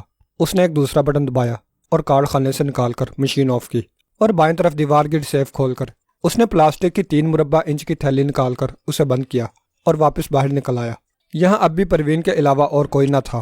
اس نے تھیلی اور کارڈ پروین کے سامنے رکھ دیا۔ اس میں سفید رنگ کا کوئی صفوف سا تھا۔ جیسے ہی پروین نے تھیلی اٹھائی وہ بول پڑا، madam identity please, Parveen Sadaf of Atli wala Batli والا۔ Thank you. علیم الدین نے سر ہلا دیا۔ تھینک یو، پروین نے کہا اور تھیلی اور کارڈ پرس میں ڈال کر دکان سے نکل آئی۔ ایک مرتبہ پھر اس کی گاڑی شہر کی طرف دوڑ رہی تھی۔ عمران بلا وجہ ہی فیاض کے پاس سے اٹھ کر نہیں آیا تھا۔ اسے ٹرانسمیٹر پر کال کا اشارہ ملا تھا اور اس نے باتھ روم میں جا کر کال وصول کی تھی۔ دوسری طرف سے اسے جو اطلاع ملی تھی وہ اتنی ہی اہم تھی کہ وہ فوراً ہی عقبی دروازے سے کلب سے نکل آیا تھا۔ اس نے اس کی بھی پرواہ نہیں کی تھی کہ فیاض اس کے غائب ہونے پر کس قدر جھلاہٹ میں مبتلا ہوگا۔ اس کا رخ دانش منزل کی جانب تھا اور اب وہ کافی دیر سے دانش منزل کے گیراج میں کھڑی ایک فوکس ویگن کا جائزہ لے رہا تھا۔ تم نے جائزہ لیا کالے صفر؟ عمران نے بلیک زیرو سے پوچھا۔ ہاں، اچھی طرح سے۔ پھر رزلٹ کیا رہا؟ 2-3 آدمیوں کے فنگر پرنٹس ملے ہیں۔ اور وہ خاموش ہو گیا۔ اور کیا خاموش کیوں ہو گئے؟ عمران نے ٹوکا۔ فنگر پرنٹس کے علاوہ عقبی سیٹ کے نیچے خفیہ خانے سے پلاسٹک کی 6 تھیلیاں ملی ہیں۔ ان میں کوئی سفید صفوف بھرا ہوا ہے۔ اسے دیکھا کہ وہ کیا ہے؟ جی نہیں، آپ کا انتظار تھا۔ خانہ کہاں ہے؟ اس طرف، بلیک زیرو نے کہا۔ پھر عقبی نشست اٹھا کر دائیں طرف لگی ہوئی لوہے کی ایک پیٹی کو الگ کر دیا۔ اندر ایک 6 انچ گہرا خانہ نظر آ رہا تھا۔ گڈ، عمران نے سر ہلا دیا۔ ذہین ہو گئے ہو۔ تھیلیاں اندر ہیں، کہیں تو لیبارٹری بھجوا کر معلوم کراؤں کہ وہ کیا چیز ہے۔ نہیں، مجھے معلوم ہے کہ وہ کیا چیز ہوگی۔ کیا چیز ہے؟ بلیک زیرو نے حیرت سے پوچھا۔ وہ ہیروین کے علاوہ اور کچھ نہیں ہو سکتی، عمران نے گیراج سے نکلتے ہوئے کہا۔ چاہو تو اسے ٹیسٹ کر سکتے ہو، مگر بلیک زیرو نے کہا ہیروین تو ہمارے ہاں تیار نہیں ہوتی، سمگل تو ہو سکتی ہے۔ اس کا مطلب یہ ہوا کہ مقتول ہیروین کا سمگلر تھا، ایسے ہی سمجھ لو۔ عمران نے ڈرائنگ روم میں داخل ہو کر صوفے پر بیٹھتے ہوئے کہا، یہ بتاؤ گاڑی اڑانے میں دشواری تو نہیں ہوئی؟ جی نہیں، صدیقے نے آپ کے ڈیڈی کی گاڑی خراب کر دی تھی۔ بلیک زیرو تفصیل بتلاتا چلا گیا۔ اس کے خاموش ہونے پر عمران بولا، صدیقی اب بہت ذہین ہو گیا ہے۔ جی ہاں، اس نے بڑی ذہانت کا مظاہرہ کیا ہے۔ ڈرائیور کب ہوش میں آئے گا؟ 6 گھنٹے کا ڈوز تھا، اب تک ہوش آ چکا ہوگا۔ گاڑی سے اپنے فنگر پرنٹ صاف کروا کر اسے سڑک پر پہنچا دو، بہتر ہے۔ اور وہ پیکٹ ادھر لے آؤ۔ ابھی لایا، بلیک زیرو نے کہا اور اٹھ گیا۔ 10 منٹ بعد وہ اندر داخل ہوا تو اس کے ہاتھ میں درمیانے سائز کی 6 تھیلیاں تھیں۔ شفاف پلاسٹک میں سے سفید پاؤڈر صاف نظر آ رہا تھا۔ عمران نے ایک تھیلی کو ذرا سا پھاڑ کر انگلی سے صفوف چھوا، پھر اسے زبان سے لگا دیا۔ چند لمحے اس کا ذائقہ محسوس کرتا رہا، پھر بولا، 100% ہیروین، اور وہ بھی اصلی۔ کیا ٹیسٹ کا اور کوئی طریقہ اختیار کریں؟ شبہ ہے تو کر لو، عمران نے کہا، اور بلیک زیرو نے میز پر رکھی ہوئی ٹرے سے شیشے کی پرچ اٹھا کر اس میں تھوڑا سا صفوف ڈالا اور ماچس جلا کر تیلی صفوف پر رکھ دی۔ چند لمحے بعد گہرے سرخ رنگ کا شعلہ پلیٹ سے نکلا اور وہاں عجیب سی بو پھیل گئی۔ اصلی ہی ہے۔ بلیک زیرو نے پرچ واپس ٹرے میں رکھ دی۔ کہیں سے کوئی رپورٹ ملی؟ جی نہیں، ابھی تک کسی کو بھی کامیابی حاصل نہیں ہوئی ہے۔ اب تم ایک کام کرو، عمران نے کہا۔ مقتول پارکر ہوٹل ڈی فرانس میں ٹھہرا ہوا تھا۔ امیگریشن والوں کو اس نے وہیں کا پتہ دیا تھا۔ وہاں تحقیقات کرو کہ اس سے ملنے جلنے والے کون لوگ تھے۔ ٹھیک ہے، میں ابھی روانہ ہو جاتا ہوں، بس چلے جاؤ، عمران نے کہا، اور بلیک زیرو دروازے کی طرف مڑ گیا۔ عمران نے اس کے جانے کے بعد فون اٹھا کر قریب رکھا اور نمبر ڈائل کرنے لگا۔ It is Julia. دوسری طرف سے فوری جواب ملا تھا، X2۔ عمران نے X2 کے مخصوص لہجے میں کہا، کیا رپورٹ ہے؟ ابھی کسی کو کامیابی نہیں ہوئی جناب عالی۔ اس وقت کون خالی ہے؟ صفدر اور چوہان سر، جولیا کی آواز آئی۔ کار والے معاملے کے بعد سے وہ خالی ہیں۔ ان کو کہو کہ وہ فاکس ویگن کے نمبروں سے پتہ لگائیں کہ وہ کس کی گاڑی ہے۔ میرا خیال ہے وہ کسی ایسی پرائیویٹ فرم کی گاڑی ہے جو نئی کاریں کرائے پر دیتی ہے۔ بہتر جناب، اور کوئی حکم؟ نہیں، بس اتنا ہی کافی ہے، عمران نے کہا اور رابطہ منقطع کر دیا۔ پھر صوفے کی پشتگاہ سے سر ٹکا کر اس نے آنکھیں بند کر لیں۔ ابھی تک اس کے جسم پر وہی لوفرانہ لباس تھا۔ وہ اسی کیس پر غور کر رہا تھا، گو کہ یہ کیس سیکرٹ سروس سے متعلق نہیں تھا اور نہ ہی سیکرٹ سروس کے دائرہ کار میں آتا تھا، مگر یہ بات عمران کے بس میں نہ تھی کہ کوئی کسی بھی ذریعے سے اس کے ملک کو تباہ کرنا چاہے اور وہ خاموش رہے۔ یہی وجہ تھی کہ وہ اس کیس کی طرف متوجہ ہو گیا تھا۔ گزشتہ 3-4 ماہ سے ملک میں منشیات کا استعمال بہت بڑھ گیا تھا اور دوسری چیزوں کے علاوہ وہ نشے آور اشیاء بھی بازار میں نظر آنے لگی تھیں جن کی تیاری صرف اور صرف یورپی ممالک کا کارنامہ اور کام تھا۔ ہیروئن جیسی مہنگی چیز اس کے غریب ملک میں بک رہی تھی اور اونچے لوگوں کے ساتھ ہی درمیانہ طبقہ بھی اس کی لت میں مبتلا ہوتا جا رہا تھا، اور عمران 2 ماہ کی سر توڑ کوششوں کے باوجود یہ معلوم نہ کر سکا تھا کہ وہ کس طرح سے تقسیم کی جاتی ہے یا اس کا نشہ کرنے والے ہیروئن حاصل کیسے کرتے ہیں۔ بہت خفیہ اور منظم طریقے پر ہیروئن کی تقسیم عمل میں آ رہی تھی۔ تنگ آ کر اس نے سیکرٹ سروس کے کچھ ممبروں کو ایسے لوگوں کی نگرانی پر لگا دیا تھا جن پر اسے شبہ تھا کہ وہ ہیروئن استعمال کرتے ہیں، مگر ابھی تک کوئی نتیجہ سامنے نہیں آ سکا تھا۔ وہ خود بھی لوفرانہ لباس میں شہر کے گندے ہوٹلوں، چائے خانوں، بار اور قہوہ خانوں اور کمار خانوں کی خاک چھان رہا تھا، مگر نہ تو تقسیم کا طریقہ کار سامنے آیا تھا اور نہ ہی ہیروئن کا کوئی اسٹاکسٹ، اور اسی سے اس نے اندازہ لگایا تھا کہ کوئی بہت ہی ذہین دماغ اس سارے ریکٹ کو کنٹرول کر رہا ہے۔ اچانک فون کی گھنٹی نے بج کر اس کے خیالات کا سلسلہ توڑ دیا اور وہ چونک کر فون کی طرف دیکھنے لگا۔ X2 اس نے ریسیور کان سے لگاتے ہوئے کہا، اٹ از جولیا جناب علی۔ ہاں کہو، کیا بات ہے؟ صفدر اور چوہان کو میں نے احکامات پہنچا دیے ہیں جناب، بس اتنی سی بات کے لیے فون کیا تھا۔ عمران گڑا کر بولا۔ نہیں جناب، جولیا بوکھلا کر بولی، خاور کی رپورٹ ملی ہے، دوہرا چلو۔ عمران نے خشک لہجے میں کہا۔ اس نے مشتبہ فرد کا تعاقب کر کے ایک ایسے سٹور کا پتہ لگایا ہے جہاں سے ہیروئن تقسیم کیے جانے کا شبہ ہے۔ تفصیلات جولی۔ وہ صدر کے ایک ڈپارٹمنٹل سٹور میں گیا تھا، وہاں اس نے ایک سیلز مین سے کچھ کہا تھا اور کوئی چیز اس کو دی تھی، جس کے بعد وہ سیلز مین سٹال کے عقبی حصے میں چلا گیا تھا۔ واپسی پر اس نے کوئی چیز اس کو دی تھی، جس کے بعد وہ بغیر کچھ کہے واپس ہو گیا تھا۔ مگر اس میں شبہ والی کون سی بات ہے؟ خاور نے دیے جانے والی چیز کی جھلک دیکھی تھی۔ وہ پلاسٹک کی چھوٹی سی تھیلی تھی جس میں سفید رنگ کی کوئی چیز بھری ہوئی تھی، اور تھیلی کے اوپر پلاسٹک کا سفید چوکور ٹکڑا رکھا تھا۔ ٹکڑے پر کچھ لکھا تھا جسے خاور پڑھ نہ سکا۔ بہت خوب، عمران نے کہا۔ اب خاور کہاں ہے؟ وہ سٹور کے ملازم کی نگرانی کے لیے وہاں ٹھہر گیا تھا۔ خاور نے عقل مندی کا ثبوت دیا ہے، عمران نے کہا۔ سٹاکس کے روشنی میں آ جانے کے بعد خریدار کا تعاقب بے معنی تھا۔ اب کیا حکم ہے جناب؟ میں عمران کو بھیج رہا ہوں، اسے اغوا کرنا ہوگا۔ ملازم کو؟ ہاں ظاہر ہے، ہم وہاں سٹور میں اس سے پوچھ گچھ نہیں کر سکتے، میں خاور کو اطلاع کر دیتی ہوں۔ ٹھیک ہے، عمران نے کہا اور ریسیور کریڈل پر رکھ کر اٹھ کھڑا ہوا۔ پھر اس نے بڑی تیزی سے کپڑے تبدیل کیے تھے۔ قاعدے کا لباس پہن کر وہ روانگی کے لیے تیار ہو گیا۔ اسے علم تھا کہ ڈپارٹمنٹل سٹور 9 بجے بند ہوتا ہے اور وہ 9 بجے سے پہلے وہاں پہنچنا چاہتا تھا۔ چند منٹ بعد وہ ڈپارٹمنٹل سٹور کی سیڑھیاں چڑھ رہا تھا۔ خاور اسے کاسمیٹکس کے ایک سٹال کے سامنے کافی شاپ پر مل گیا۔ وہ وہاں کھڑا دوسرے گاہکوں کی طرح کافی پی رہا تھا۔ ہیلو مسٹر ٹاور، عمران نے خاور کے قریب پہنچ کر کہا۔ او ہیلو مسٹر عمران، خاور نے لہ کر کہا۔ اس نے عمران کے ٹاور کہنے کا نوٹس نہ لیا تھا۔ کیا شادی کر رہے ہو؟ عمران نے پوچھا۔ خیال تو تھا، خاور نے خوش دلی سے کہا، مگر آپ کا خیال کر کے پروگرام کینسل کر دیا۔ پھر اب کیا خیال ہے؟ عمران نے پوچھا۔ کس بارے میں؟ صالح صاحب سے ملاقات کراؤ گے یا نہیں؟ ضرور ضرور، خاور نے کپ خالی کر کے ملازم کو دیتے ہوئے کہا۔ آپ کافی پئیں گے؟ خون جگر کے علاوہ اس وقت کچھ نہیں پیوں گا۔ اچھا، خاور نے کہا، پھر ادائیگی کر کے وہاں سے ہٹ گیا۔ کون سا سٹور ہے؟ سٹال کہیے، خاور نے کہا۔ وہ سامنے جس پر 6 نمبر پڑا ہوا ہے، خاور نے سامنے کی طرف اشارہ کرتے ہوئے کہا۔ عمران نے دیکھا، وہ کاسمیٹکس کا ایک خوبصورت طرز پر سجا ہوا سٹال تھا اور اتنا بڑا تھا کہ 4 سیلز مین اور ایک کیشیئر وہاں نظر آ رہے تھے۔ پیئر پرنٹ کی جو شرٹ پہنے ہوئے ہے وہی ہمارا شکار ہے، خاور نے کہا۔ عمران نے سر ہلا دیا۔ اس کی نگاہیں اسی سٹال پر تھیں۔ ایک ایک کر کے سٹال بند ہو رہے تھے۔ وہ دونوں زینوں کے قریب جا کھڑے ہوئے۔ 10 منٹ بعد ان کا مطلوبہ آدمی سٹال سے نکلا تھا۔ پھر سٹال کو تالا لگا کر وہ 2-3 آدمیوں کے ساتھ زینوں کی طرف آنے لگا، جبکہ کیشیئر ڈپارٹمنٹل سٹور کے آفس کی طرف بڑھ گیا تھا۔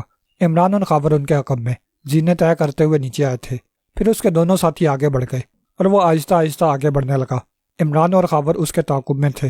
عمران سوچ رہا تھا کہ آیا اس ملازم کا اغوا سود مند بھی رہے گا یا نہیں، کیونکہ سٹور کو دیکھنے کے بعد وہ یہ سمجھنے پر مجبور تھا کہ اس جگہ سے ہیروئن کی تقسیم سٹور مالکان کے علم میں لائے بغیر ممکن نہیں ہے، وہ بھی اس میں پوری طرح سے شامل ہوں گے۔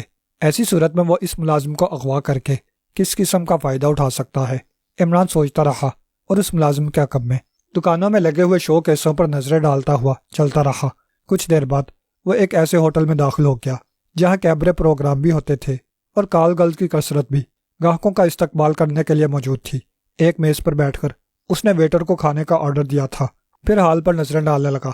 इस दौरान इमरान और खावर भी एक मेज संभाल चुके थे और यह मेज उस मुलाजिम की मेज के बराबर ही थी। उसकी नजरें उन दोनों पर भी पड़ी थीं, मगर वो सरसरी तौर से देखता हुआ उस मेज की तरफ मुतवज्जा हो गया जिस पर एक कबूल सूरत औरत बैठी हुई थी। उम्र ज्यादा से ज्यादा 25 साल रही होगी। गुदाज बदन थी। चंद लम्हे दोनों एक दूसरे को देखते रहे, फिर जैसे ही उसने गर्दन हिलाई औरत मेज से उठी और तीर की तरह मुलाजिम की तरफ चली आई। हेलो, औरत ने करीब पहुंचकर कहा। मुझे रोजी कहते हैं और मैं गुल खान। मुलाजिम ने उसे बैठने के लिए कहकर अपना नाम बताया। खुशी हुई मिलकर, रोजी ने कहा। क्या पसंद करेंगी? जो आपकी पसंद हो। रोजी ने बड़ी लगावट से कहा। मैं तो डिनर कर रहा हूँ, तो क्या मैं ये समझूं कि आप आज रात मेरे पार्टनर होंगे? रोजी ने बड़ी खुश असलूबी से मामला तय करने चाहे। यह भी कोई पूछने की बात है? गुल खान ने हंसकर कहा। तो फिर डिनर में शामिल हो जाऊंगी। गुड, गुल खान ने कहा।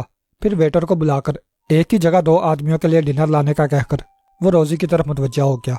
क्या इसकी आमदनी इतनी है कि वो ऐसी जगहों पर तफरीह कर सके? खावर ने इमरान से पूछा। होगी, जब भी तो वो यहाँ नजर आ रहा है। मेरा ख्याल है स्टोर पर इसकी तनख्वाह 1000 से ज्यादा नहीं होगी, खावर ने कहा। और इस औरत पर कम से कम खर्चा 700-800 रुपये होगा। देखते जाओ, सब कुछ मालूम हो जाएगा, इमरान ने कहा।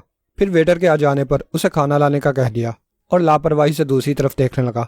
खाना खत्म करके रोजी और गुल खान उठ गए। उनका रुख ऊपर रिहायशी हिस्से की तरफ था। गोया ये रात यहाँ पर ही गुजारेगा। खावर बड़बड़ाया। तुम यहाँ बैठो, इमरान ने कहा और जवाब सुने बगैर उठ गया। उसका रुख भी ऊपरी मंजिल की तरफ था। वो गुल खान से 4-6 जीने पीछे था। तीसरी मंजिल के एक कमरे में वो दाखिल हो गए। इमरान ने आसपास के कमरों का जायजा लिया। सबके दरवाजे बंद थे और अकब से बोतलों की खनखनाहट और निस्वानी कहकों की आवाज़ें उभर रही थीं।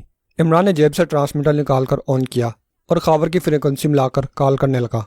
It is Khawar sir. राब्ता कायम होते ही खावर की आवाज़ आई। ऊपर इमरान के पास तीसरी मंजिल पर जाओ। इमरान X2 के लहजे में बोला और राब्ता मुनक़ता कर दिया। ट्रांसमीटर जेब में डालकर इमरान ने राहदारी का जायजा लिया और की होल पर झुक गया। वो दोनों सोफों पर एक दूसरे से लिपटे बैठे थे। शैतान ने अभी नाचना शुरू नहीं किया था। वो कदमों की आहट सुनकर सीधा हो गया। आने वाला खावर ही था। तुम? इमरान ने बज़ाहिर चौंक कर कहा।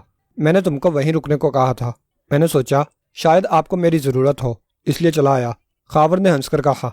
चलो ठीक है, इमरान ने कहा। मैं तुम्हारी ज़रूरत महसूस भी कर रहा था। अब क्या इरादा है? मैं दस्तक देने लगा हूँ, तुम राहदारी देखना, कहकर इमरान ने दरवाजे पर दस्तक दी। फौरन ही अंदर से गुल खान की आवाज़ आई। कौन है? वेटर जनाब आली, इमरान ने कहा और जेब से रिवाल्वर निकालकर हाथ में थाम लिया। क्या मुसीबत है? अंदर से कदमों की चाप के साथ ही बड़बड़ाहट उभरी थी। फिर दरवाज़ा खुल गया। फिर इससे पहले कि वो कुछ कहता, इमरान के हाथ में दबे हुए रिवाल्वर की नाल उसके सीने से जा लगी। आवाज़ निकली और गोली अंदर। दम बाहर हुआ, इमरान ने कहा और वो गड़बड़ाकर पीछे हट गया। वो दोनों अंदर दाखिल हो गए। खावर ने दरवाज़ा बंद कर दिया था। गुल खान रोजी के पास जाकर रुक गया। आप कौन हैं? वो हकलाया था। उसकी साथी औरत रोजी भी बौखलाकर खड़ी हो गई थी और अब खौफजदा नज़रों से उन दोनों को देख रही थी। अगर तुमने हमारे सवालात के जवाब ठीक ठीक दिए तो हम तुमको छोड़ देंगे, वरना। इमरान ने जानबूझकर जुमला अधूरा छोड़ दिया। वो उनके सामने दूसरे सोफे पर टिक गए थे। वरना क्या? वो खौफजदा लहजे में बोला। तुमको ले जाकर बंद कर दिया जाएगा। कम से कम 14 साल तक की सज़ा हो सकती है, मगर मेरा कसूर मंशियात की स्मगलिंग में हिस्सा लेने का जुर्म मामूली नहीं है। मगर गुल खान ने कुछ कहना चाहा था कि यकबायक वो इस तरह एक झटके से सीधा हो गया जैसे इलेक्ट्रिक शॉक लगा हो, और फिर दूसरे ही लम्हे वहाँ एक धमाका हुआ और गुल खान का जिस्म किसी बम ही की तरह फटकर टुकड़ों में बट गया। रोजी का हशर भी उससे मुख्तलिफ नहीं हुआ था। दूर कहीं म्यूनसिपल टावर की घड़ी ने रात के 2 बजे का ऐलान किया था। 2 के घंटे की आवाज़ फिजा में मालूम होते ही सदर से सोसाइटी जाने वाले रोड पर किसी कार की बत्तियां दूर से चमकती नजर आई थीं। चौराहे पर खड़े हुए गश्ती सिपाहियों ने कार की रोशनियों पर अचट्टी सी नजर डाली और आगे बढ़ते चले गए। वो 4 पुलिस वाले थे, जिनमें से 2 के पास राइफलें थीं और 2 के पास डंडे थे। वो गश्त करते हुए ईगल प्लाजा का मोड़ घूमकर दूसरी तरफ निकल गए। ये रोड अब सुनसान हो गया था। दूर से आने वाली कार करीब आती जा रही थी और फिर वो सन डिपार्टमेंटल स्टोर के सामने रुक गई। स्टोर का वो दरवाज़ा भी बंद था जहाँ स्टोर में शॉपिंग के लिए जाने वाले अपनी गाड़ियाँ खड़ी करते हैं। गाड़ी का दरवाज़ा खुला और एक आदमी उतर आया। वो अब उस आहनी दरवाजे की तरफ बढ़ रहा था जो पार्किंग के लिए इस्तेमाल होता था। जैसे ही वो गेट पर पहुंचा, ऊपर से आहट सुनाई दी। फिर कोई आहिस्ता आहिस्ता नीचे आने लगा। पार्किंग पहली मंजिल पर था और कारों के लिए सड़क से पहली मंजिल तक गोलाई की सूरत में रास्ता बना हुआ था। آنے والا قریب آ گیا۔ کون ہے بابا؟ آنے والے نے پوچھا۔ یہ عمارت کا چوکیدار تھا۔ خان صاحب ذرا بات سننا، کار سے اترنے والے نے کہا۔ ہاں بولو بابا، کیا بات ہے؟ چوکیدار نے جنگلے کے قریب پہنچ کر کہا۔ یہ دیکھو کیا چیز ہے؟ کار سے اترنے والے نے جیب سے ہاتھ باہر نکالتے ہوئے کہا۔ ریوالور؟ چوکیدار کے منہ سے نکلا اور وہ سہم کر 2 قدم پیچھے ہٹ گیا۔ ہاں ریوالور، اگر ہمارے کہنے پر عمل نہ کیا تو تمہاری کھوپڑی میں سوراخ ہو جائے گا، سمجھے؟ ریوالور والے نے سانپ کی طرح پھنکارتے ہوئے کہا۔ کیا چاہتے ہو بابا؟ چوکیدار کا دم خشک ہونے لگا۔ چپ چاپ گیٹ کھول دو۔ پھر؟ وہ سہمے ہوئے لہجے میں بولا اور جیبوں کو ٹٹولنے لگا۔ پھر چابیوں کا گچھا نکال لیا۔ اس کے ہاتھ کپ کپا رہے تھے۔ چلو کھولو دروازہ، وہ گڑایا اور چوکیدار نے سہمے ہوئے انداز میں آہنی جالی والے گیٹ میں لگے کفل کو کھول دیا۔ پھر ریوالور والے کے اشارے پر اس نے آہنی دروازہ کی جالی دونوں طرف کھسکا کر راستہ کھول دیا۔ فوراً ہی وہی کار سٹارٹ ہوئی اور پھر گیٹ میں داخل ہو کر اوپر چڑھتی چلی گئی۔ چند لمحے بعد آہنی جالی والا دروازہ دوبارہ مقفل ہو چکا تھا اور وہ ریوالور کی نال پر چوکیدار کو اوپر لے جا چکا تھا۔ اسے باندھ کر ڈال دو، کار میں سے برآمد ہونے والے 4 میں سے ایک آدمی نے کہا۔ یہ ان سب میں قبیل جیسا آدمی تھا اور انداز سے ان سب کا انچارج لگتا تھا۔ گولی کیوں نہ مار دوں؟ بات کی بات ہے، فی الحال وہی کرو جو کہا جا رہا ہے، اس نے درست لہجے میں کہا اور ریوالور والا کپ کپا گیا۔ پھر انہوں نے چوکیدار کو باندھ کر ڈال دیا تھا۔ کار میں سے انہوں نے ایک 4 پاؤنڈ والے تھرموس کی قسم کی ایک مشین نکال لی اور اس دروازے کی طرف بڑھ گئے جو ڈپارٹمنٹل سٹور میں کھلتا تھا۔ اس میں لفٹ تھی، وہ اس کے ذریعے ڈپارٹمنٹل سٹور میں پہنچ گئے۔ 6 نمبر سٹال، کویل جیسا آدمی نے کہا، اور وہ وہاں پھیلی ہوئی مدھم روشنی میں 6 نمبر سٹال کے سامنے جا کر رک گئے۔ سٹال کا آہنی شٹر بند تھا اور اس میں تالے لگے ہوئے تھے۔ ان میں سے ایک نے تھرموس جیسی مشین میں آگے کو نکلی ہوئی نوزل ٹائپ کی نوک کو لاک پر رکھ کر ایک بٹن دبا دیا۔ فوراً ہی مشین سے سن سن کی آواز نکلی اور ایک ہی لمحے بعد تالے کا کنڈا پگھل کر تالا فرش پر گر پڑا۔ دوسرے تالے کا حشر بھی اس نے یہی کیا تھا۔ پھر 2 افراد نے آہنی دروازہ اوپر کیا اور اسٹال میں داخل ہو گئے۔ چند لمحے بعد وہ ایک مشین اٹھا کر اسٹال سے باہر لا رہے تھے۔ ایک کے ہاتھ میں خالی رنگ کا ایک تھیلا بھی تھا جس میں کچھ بھرا ہوا تھا۔ کیا رہا؟ کویل جیسا آدمی نے پوچھا۔ کامیابی، تھیلے والے نے جواب دیا۔ چیک کر لیا؟ جی ہاں، کوٹا مکمل ہے، کارڈ اور رجسٹر وہ بھی مل گئے، تھیلے میں ہیں۔ ٹھیک ہے چلو۔ وہ لوگ واپس چل پڑے۔ 2 آدمیوں نے مشین سنبھال رکھی تھی۔ لفٹ کے ذریعے وہ پارکنگ تک پہنچے تھے۔ پھر مشین گاڑی کے عقبی حصے میں رکھ دی گئی اور وہ اندر بیٹھنے لگے۔ جیسے ہی گاڑی نے ٹرن لیا، گاڑی سے باہر کھڑے ہوئے 5ویں فرد کے ریوالور سے شعلہ نکلا اور چوکیدار آواز نکالے بغیر ڈھیر ہو گیا۔ اب آگے جا کر دروازہ کھول دو اور کتوں کو دیکھو، کویل جیسا آدمی نے کہا۔ وہ گاڑی کی اسٹیئرنگ پر بیٹھا ہوا تھا، چوکیدار کو مارنے والا خاموشی سے ڈھلان پر اترتا چلا گیا۔ پھر اس نے تالا کھول کر ذرا سا دروازہ کھولا اور باہر نکل گیا۔ باہر نکل کر اس نے سڑک کا دونوں طرف کا جائزہ لیا۔ دور دور تک سڑک سنسان پڑی تھی۔ وہ مڑا اور آہنی جالی والا گیٹ پوری طرح کھول دیا اور اشارہ کیا۔ گاڑی بڑی تیزی سے نیچے آئی تھی۔ ایک لمحے کے لیے وہ دروازہ کھولنے والے کے پاس رکی۔ گاڑی کا عقبی دروازہ کھلا ہوا تھا۔ وہ اچک کر اندر گھس گیا۔ دوسرے ہی لمحے گاڑی باہر نکلی اور سڑک پر دوڑنے لگی۔ مگر ٹھیک اس وقت جب گاڑی گیٹ سے سڑک پر نکلی، گشت کرنے والے 4 سپاہی ایگل پلازا کے موڑ سے اس طرف نکل آئے۔ ان میں سے ایک ہی نگاہ کار پر پڑی اور وہ چونک پڑا۔ رک جاؤ، روکو گاڑی، وہ حلق پھاڑ کر چلایا تھا۔ مگر گاڑی تیزی سے آگے بڑھتی چلی گئی۔ سپاہیوں نے فوری طور پر سیٹیاں بجانی شروع کر دیں، مگر وہ کار ان سے بے پرواہ تیزی سے راستہ عبور کر رہی تھی۔ اس کی عقبی بتیاں بھی بجھی ہوئی تھیں۔ یہ بہت برا ہوا، کویل جیسا آدمی نے کہا۔ یہ اتفاق ہے کہ وہ عین وقت پر سامنے آ گئی، دوسرے نے کہا۔ اب وہ لوگ پیٹرولنگ سکواڈ کو مطلع کر دیں گے، تیسرے نے کہا۔ تم لوگ عقب کا خیال رکھنا، کویل جیسا آدمی نے کہا، اور ایک ذیلی سڑک پر کار موڑ کر رفتار بڑھا دی۔ ابھی وہ اس سڑک پر 2-2.5 فرلانگ ہی آگے بڑھے تھے کہ سامنے چوراہے پر ایک پیٹرولنگ سکواڈ کی گاڑی گھومتی نظر آئی۔ اس کے ساتھ ہی اس میں سے سائرن کی آواز نکلنے لگی۔ مصیبت، کویل جیسا بڑبڑایا، مگر اس نے رفتار کم نہ کی تھی۔ پولیس پیٹرولنگ سکواڈ کی گاڑی نے لال بتی جلا کر ان کو رکنے کا اشارہ کیا تھا، مگر وہ رکے بغیر ہی ان کے قریب سے نکلتے چلے گئے۔ وہ مڑ رہی ہے، عقبی سیٹ پر بیٹھے ہوئے 3 افراد میں سے ایک نے پیچھے دیکھتے ہوئے کہا۔ اس کی نگاہیں پولیس پیٹرول سکواڈ کی گاڑی پر جمی ہوئی تھیں۔ اس کی پوزیشن بتاتے رہو، کویل جیسا آدمی نے گاڑی ایک دوسری سڑک پر گھماتے ہوئے کہا۔ یہ سڑک کچھ آگے جا کر بائیں سمت گھوم گئی تھی۔ موڑ گھومتے گھومتے بھی انہوں نے پولیس وین کو اسی طرف گاڑی میں داخل ہوتے دیکھ لیا تھا۔ وہ اسی طرف مڑے ہیں۔ ٹھیک ہے، کویل جیسا آدمی نے جواب دیا۔ آگے مین روڈ پر نکل کر ہم ان کو ڈاج دینے کی پوزیشن میں آ جائیں گے۔ ٹائروں پر فائرنگ کیوں نہ کر دی جائے؟ نہیں، اس سے شور ہوگا۔ ریوالوروں پر سائلنسر ہے، مجھے علم ہے۔ قویل جیسا آدمی گڑایا۔ میرا مطلب یہ تھا کہ جب فائرنگ شروع ہوگی تو پولیس والے بھی خاموش نہ رہیں گے، اور ظاہر ہے ان کی رائفلوں پر سائلنسر نہیں ہے۔ جی ہاں، آپ کا مطلب سمجھ میں آ گیا، اعتراض کرنے والے نے کہا۔ مگر وہ پیٹرول سکواڈ کی وائرلیس وین ہے، کیا اب تک اس نے دوسری گاڑیوں کو اس بارے میں مطلع نہ کر دیا ہوگا؟ یقیناً کیا ہوگا، قویل جیسا آدمی نے کہا، مگر وہ ہماری ناکہ بندی نہیں کر پائیں گے۔ وہ خاموش ہو کر عقب میں دیکھنے لگا۔ دور کسی گاڑی کی ہیڈ لائٹس چمکتی نظر آ رہی تھیں۔ وہ غور سے سننے کی کوشش کرنے لگا، اندازہ لگانا چاہتا تھا کہ آنے والی گاڑی پولیس وین ہے یا کوئی اور گاڑی ہے۔ اسے سائرن کی ہلکی سی آواز سنائی دی، مگر وہ آواز تنہا نہیں تھی۔ اونچے نیچے بجتے سائرنوں کی آوازیں اسے مختلف اطراف سے سنائی دے رہی تھیں۔ پولیس ہمیں گھیرنے کی کوشش کر رہی ہے، وہ پھر بول پڑا۔ میں بھی سائرنوں کی آوازیں سن رہا ہوں، قویل جیسا آدمی نے کہا، اور گاڑی مین روڈ پر نکال لی۔ پھر وہ سپیڈ بڑھاتا چلا گیا۔ عقب میں آنے والی گاڑی کی رفتار بڑھ رہی ہے، پرواہ مت کرو، قویل جیسا آدمی نے کہا۔ ماری، تمہارا مکان اسی طرف کسی گلی میں ہے نا؟ جی ہاں، اسی روڈ پر جو پیلے سگریٹ کا نیون سائن آئے گا، اسی گلی میں 8واں مکان ہے۔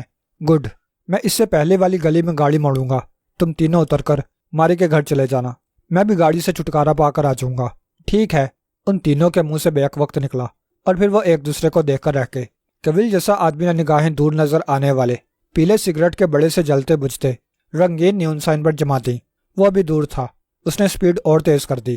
عقب میں سائرن بجاتی ہوئی آنے والی پولیس پیٹرولنگ سکواڈ کی گاڑی سے اس کا فاصلہ بڑھ گیا۔ پھر اس نے پیلے سگریٹ کے نیون سائن سے پہلے والی گلی میں گاڑی داخل کر کے روک دی۔ وہ تینوں بجلی کی سی تیزی سے اتر گئے تھے۔ ڈگی سے مشین اور تھیلا بھی نکال لے جاؤ، قویل جیسا نے کہا۔ بہت اچھا، ان میں سے ایک نے کہا۔ پھر انہوں نے بہت پھرتی سے ڈگی سے مشین نکال لی تھی، تھیلا دوسرے نے اٹھا لیا تھا۔ پھر ڈگی بند کر کے وہ سامنے نظر آنے والی اس پتلی سی گلی میں داخل ہو گئے جو دونوں گلیوں کو ملاتی تھی۔ قویل جیسا آدمی نے گاڑی آگے بڑھا دی، پھر اس کی رفتار تیز کرتا چلا گیا۔ جب پولیس وین اس گلی میں مڑی تو وہ اس چھوٹی سی گلی کو عبور کر کے دوسری طرف نکل چکا تھا۔ اس سڑک پر آتے ہی اس نے پولیس سائرنوں کی آوازیں بہت قریب سے سنی تھیں۔ پھر اس کے عقب میں 3 پولیس وین نمودار ہوئیں، اور اس کے ہونٹوں پر بڑی پراسرار سی مسکراہٹ ابھر آئی۔ اس نے چوراہے سے گاڑی بائیں سمت موڑی اور پھر ڈیش بورڈ کا ایک بٹن دبا کر رفتار کم کی اور باہر کود گیا۔ گاڑی لہراتی ہوئی آگے بڑھی تھی۔ پھر اچانک ایک دھماکہ ہوا اور گاڑی کے پڑخچے اڑ گئے۔ اس دوران قویل جیسا آدمی گلی میں دوڑتا ہوا کافی دور نکل گیا۔ جب تک پولیس وین اس گاڑی تک پہنچی وہ آگ کا ڈھیر بنی ہوئی تھی۔ کیمرے کلب کی تیسری منزل میں اس وقت سرخ ہی سرخ ٹوپیاں نظر آ رہی تھیں۔ ان کی تعداد کسی بھی صورت میں 10-12 سے کم نہیں تھی۔ ایک کمرے کے باہر یہ مجمع لگا ہوا تھا اور اس مجمع میں کلب کا مینیجر ہونک بنا کھڑا تھا۔ کمرے کے اندر کیپٹن فیاض پوری ٹیم کے ساتھ موجود تھا۔ فنگر پرنٹس کے ماہر پورے کمرے میں نشانات تلاش کرتے پھر رہے تھے۔ کمرے میں جگہ جگہ گوشت کے لوتھڑے پڑے ہوئے تھے۔ ایک انسانی ٹانگ شوکیس کا شیشہ توڑ کر اس میں اٹکی ہوئی تھی، اور ایک زنانہ ہاتھ بائیں طرف غسل خانے کے دروازے کے پاس پڑا ہوا تھا۔ نسوانی سر بستر پر پڑا ہوا تھا اور ٹانگیں بستر سے کچھ فاصلے پر۔ کمرے کا منظر مجموعی طور پر بہت زیادہ بھیانک تھا اور پہلی نظر ڈالتے ہی جھرجھری آ جاتی تھی۔ یہ 2 لاشوں کے اعضاء ہیں سر، ایک ماہر نے فیاض کے قریب آتے ہوئے کہا۔ میں دیکھ رہا ہوں، فیاض نے کہا۔ تم دھماکے کی وجہ معلوم کرو۔ اصل وجہ تو کیمیکل اینالائزر کی رپورٹ سے ہی معلوم ہو سکے گی سر۔ تمہارا اپنا کیا اندازہ ہے؟ فیاض نے پوچھا۔ کوئی کم طاقت کا بم ان کے قریب پھٹا ہے، ماہر نے خیال ظاہر کیا، اور وہ بم مرد کے پیٹ کے قریب ہی اس طرح سے پھٹا ہے کہ مرد کے پورے جسم کے ٹکڑے اڑ گئے ہیں، اور عورت بھی اسی دھماکے سے ختم ہوئی ہے، مگر وہ شاید مرد کی آڑ میں تھی، اس لیے دھماکے سے کم متاثر ہوئی ہے۔ اسی لیے اس کا سر بھی صحیح سلامت ہے، اور اس کے جسم کے ٹکڑے بھی مرد کی بنسبت بڑے بڑے ہیں۔ دونوں ننگے تھے۔ جی ہاں، کپڑوں کا ڈھیر بستر کے پاس ہی صوفے پر پڑا ہے۔ نشانات کی کیا پوزیشن ہے؟ فیاض نے دوسرے آدمی سے پوچھا۔ بہت سے مردانہ زنانہ فٹ اور فنگر پرنٹس ملے ہیں، سب کے پرنٹ بنوا لو۔ دروازے اور گلاسوں کو خاص طور پر نظر میں رکھنا۔ جی، سب پر سے نشانات لیے جا رہے ہیں۔ ایمبولینس آئی؟ فیاض نے مڑ کر عقب میں کھڑے ہوئے سارجنٹ سے پوچھا۔ جی ہاں، آ گئی ہے، اور وہ لوگ باہر کھڑے ہیں۔ ٹھیک ہے، فیاض نے سر ہلا دیا۔ اس کی نگاہیں لاش پر تھیں اور وہ اسی کے بارے میں سوچ رہا تھا۔ اس کے لیے سب سے زیادہ حیران کن بات یہ تھی کہ ان کی لاشیں ٹکڑوں میں کس طرح بٹ گئیں۔ اگر وہ کسی کی تقریبی کارروائی تھی تو کمرے کی دیگر چیزوں کو کوئی نقصان کیوں نہیں پہنچا؟ صرف مرد کے جسم کے ٹکڑے کیوں ہوئے؟ بلکہ کیما کہنا زیادہ مناسب تھا، کیونکہ پیٹ اور مرد کا سر اس طرح ننھے منھے ٹکڑوں میں بٹا تھا کہ اسے کیما ہی کہا جا سکتا تھا، جبکہ عورت کے جسم کے ٹکڑے کافی بڑے بڑے تھے اور سر بھی صحیح سالم تھا۔ اس کی عقل اس مسئلے پر پریشان تھی۔ آج صبح اس کا موڈ ویسے ہی خراب تھا۔ بیوی سے کسی شادی میں شرکت کے سوال پر جھڑپ ہو گئی تھی۔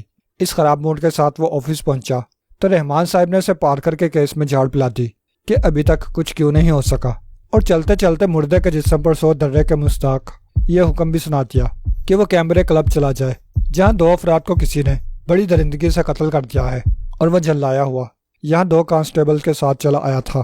پھر لاشوں کو دیکھ کر اس کا پسینہ چھوٹ گیا اور اسے محکمے کے فنگر پرنٹس اور دیگر ماہرین کو طلب کرنا پڑا، اور اب وہ اپنا کام تقریباً ختم کر چکے تھے۔ پھر اس کے حکم پر ایمبولینس والے اندر آ گئے اور لاش کے ٹکڑوں کو پلاسٹک کے ایک بڑے سے تھیلے میں بھرنے لگے۔ پھر لاشوں کے ٹکڑوں سے بھرے ہوئے دونوں تھیلے وہ سٹریچر پر ڈال کر کمرے سے چلے گئے۔ ماہرین نے بھی اشارہ پا کر سامان سمیٹا اور کمرے سے نکل گئے۔ فیاض نے آخری مرتبہ کمرے کا جائزہ لیا اور باہر آ گیا۔ اس کی شدید خواہش تھی کہ اس وقت عمران ہوتا اور وہ لاشوں کا معائنہ کر لیتا۔ اس کی دانش میں عمران لاشوں کو اس حال میں پہنچانے والے طریقے پر کچھ نہ کچھ روشنی ڈال سکتا تھا۔ برابر کے کمرے میں کون ہے؟ فیاض نے مینیجر سے پوچھا۔ مسٹر بیکر اور ان کی فیملی۔ کب سے مقیم ہے؟ 4 دن سے۔ تعداد؟ 1 مرد 1 عورت، 2 لڑکیاں 1 لڑکا، مینیجر نے بتایا۔ بچے تینوں چھوٹے چھوٹے ہیں۔ دوسری طرف؟ فیاض کا اشارہ مقتولین کے برابر والے دوسرے کمرے کی طرف تھا۔ وہ کمرہ خالی ہے اور زیر مرمت ہے۔ آؤ میں دیکھنا چاہتا ہوں۔ چلیے، مینیجر نے کہا، اور دوسرے کمرے کے سامنے پہنچ گئے۔ کمرہ لاک نہیں تھا۔ مینیجر نے کھول دیا اور وہ اندر داخل ہو گئے۔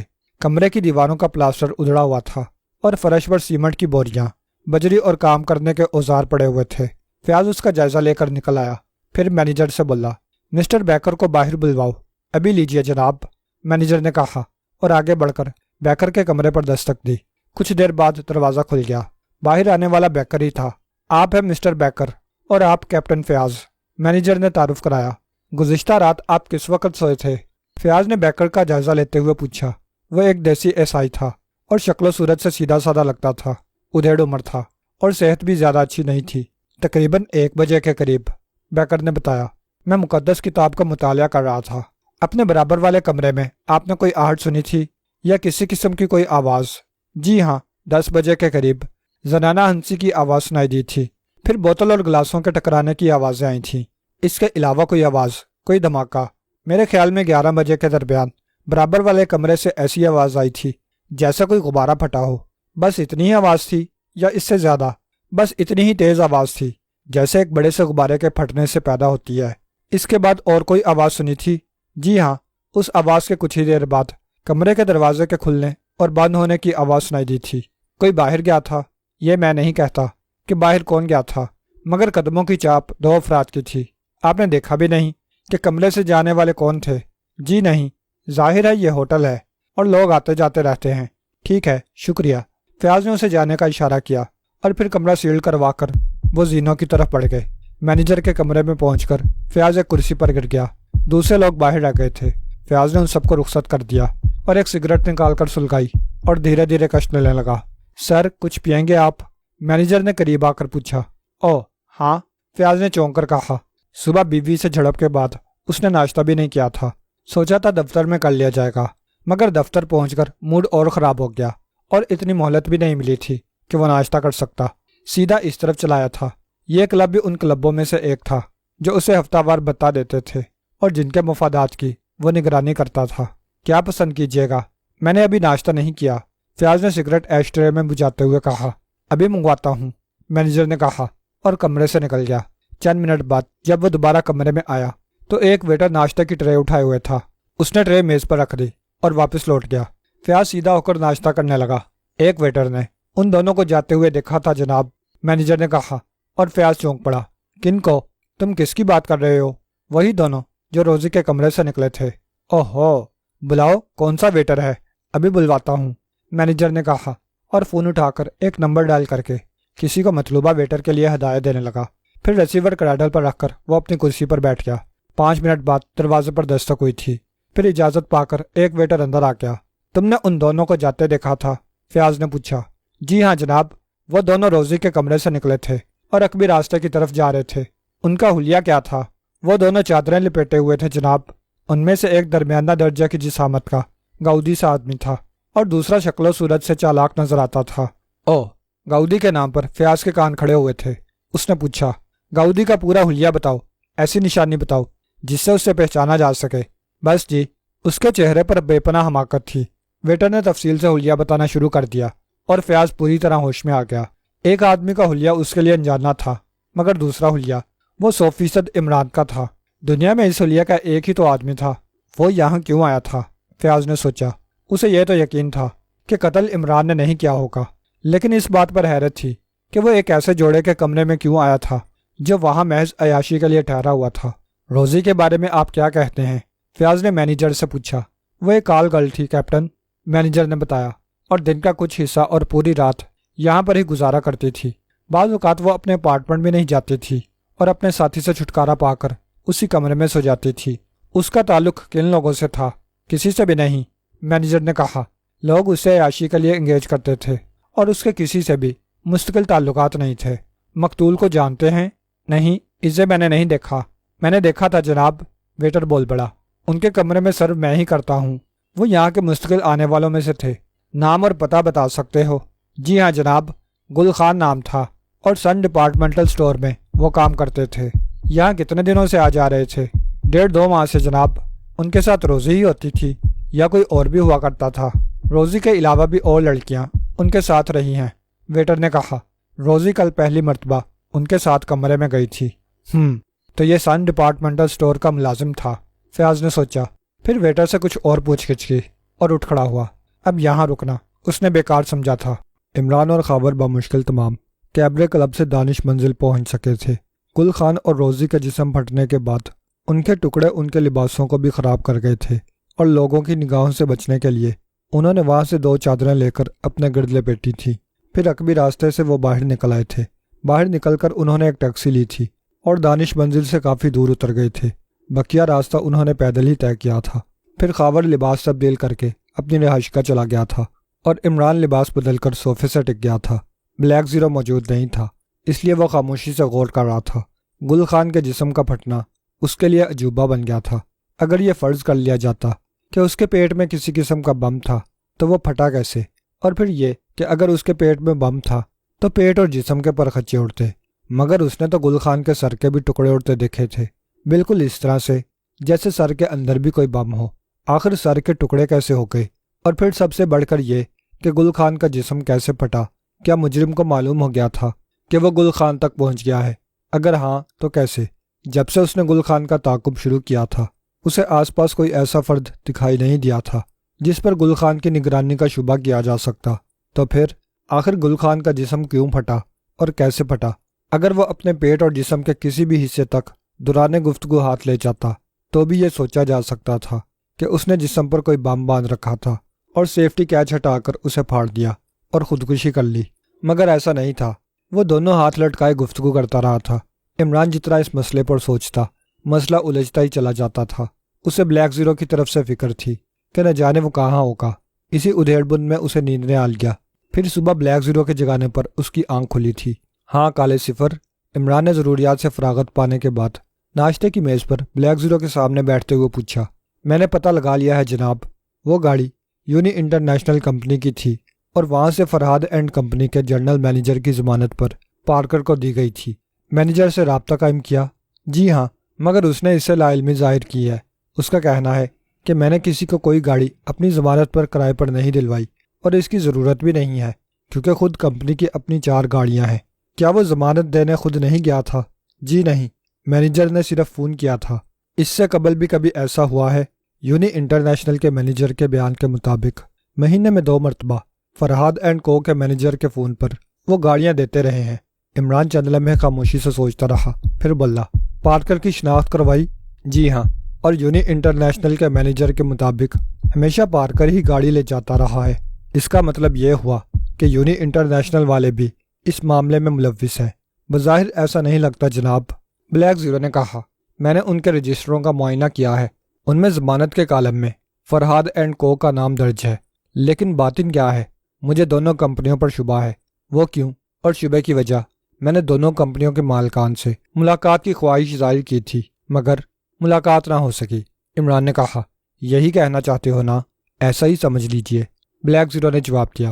فرہاد اینڈ کو کے مینیجر نے کہا کہ مالک لندن گیا ہوا ہے، جبکہ یونی انٹرنیشنل کے مینیجر کے بیان کے مطابق فرم کا مالک سردار گڑھ اپنی رہائش گاہ پر چھٹی منانے گیا ہے اور 1 ماہ بعد واپسی ہوگی۔ تم ان کے ایڈریس لے سکتے تھے، یہی تو شبہ کی وجہ ہے، بلیک زیرو نے کہا۔ انہوں نے پتوں سے لا علمی کا اظہار کیا تھا۔ ان کا کہنا تھا کہ ایمرجنسی ہو تب بھی ہم ان سے رابطہ قائم نہیں کر سکتے۔ تم ان سے کس حیثیت سے ملے تھے؟ Officer on special duty from home ministry, black zero نے بتایا۔ ویسے وہ میرا حلیہ بھی نہیں بتا سکیں گے کیونکہ میں نے ایک ادھیڑ عمر کا میک اپ کیا ہوا تھا۔ گڈ، عمران نے کہا۔ اب تم ایسا کرو کہ ان دونوں فارموں کی نگرانی شروع کرا دو۔ خاور سردست خالی ہے اور اس وقت سو رہا ہوگا۔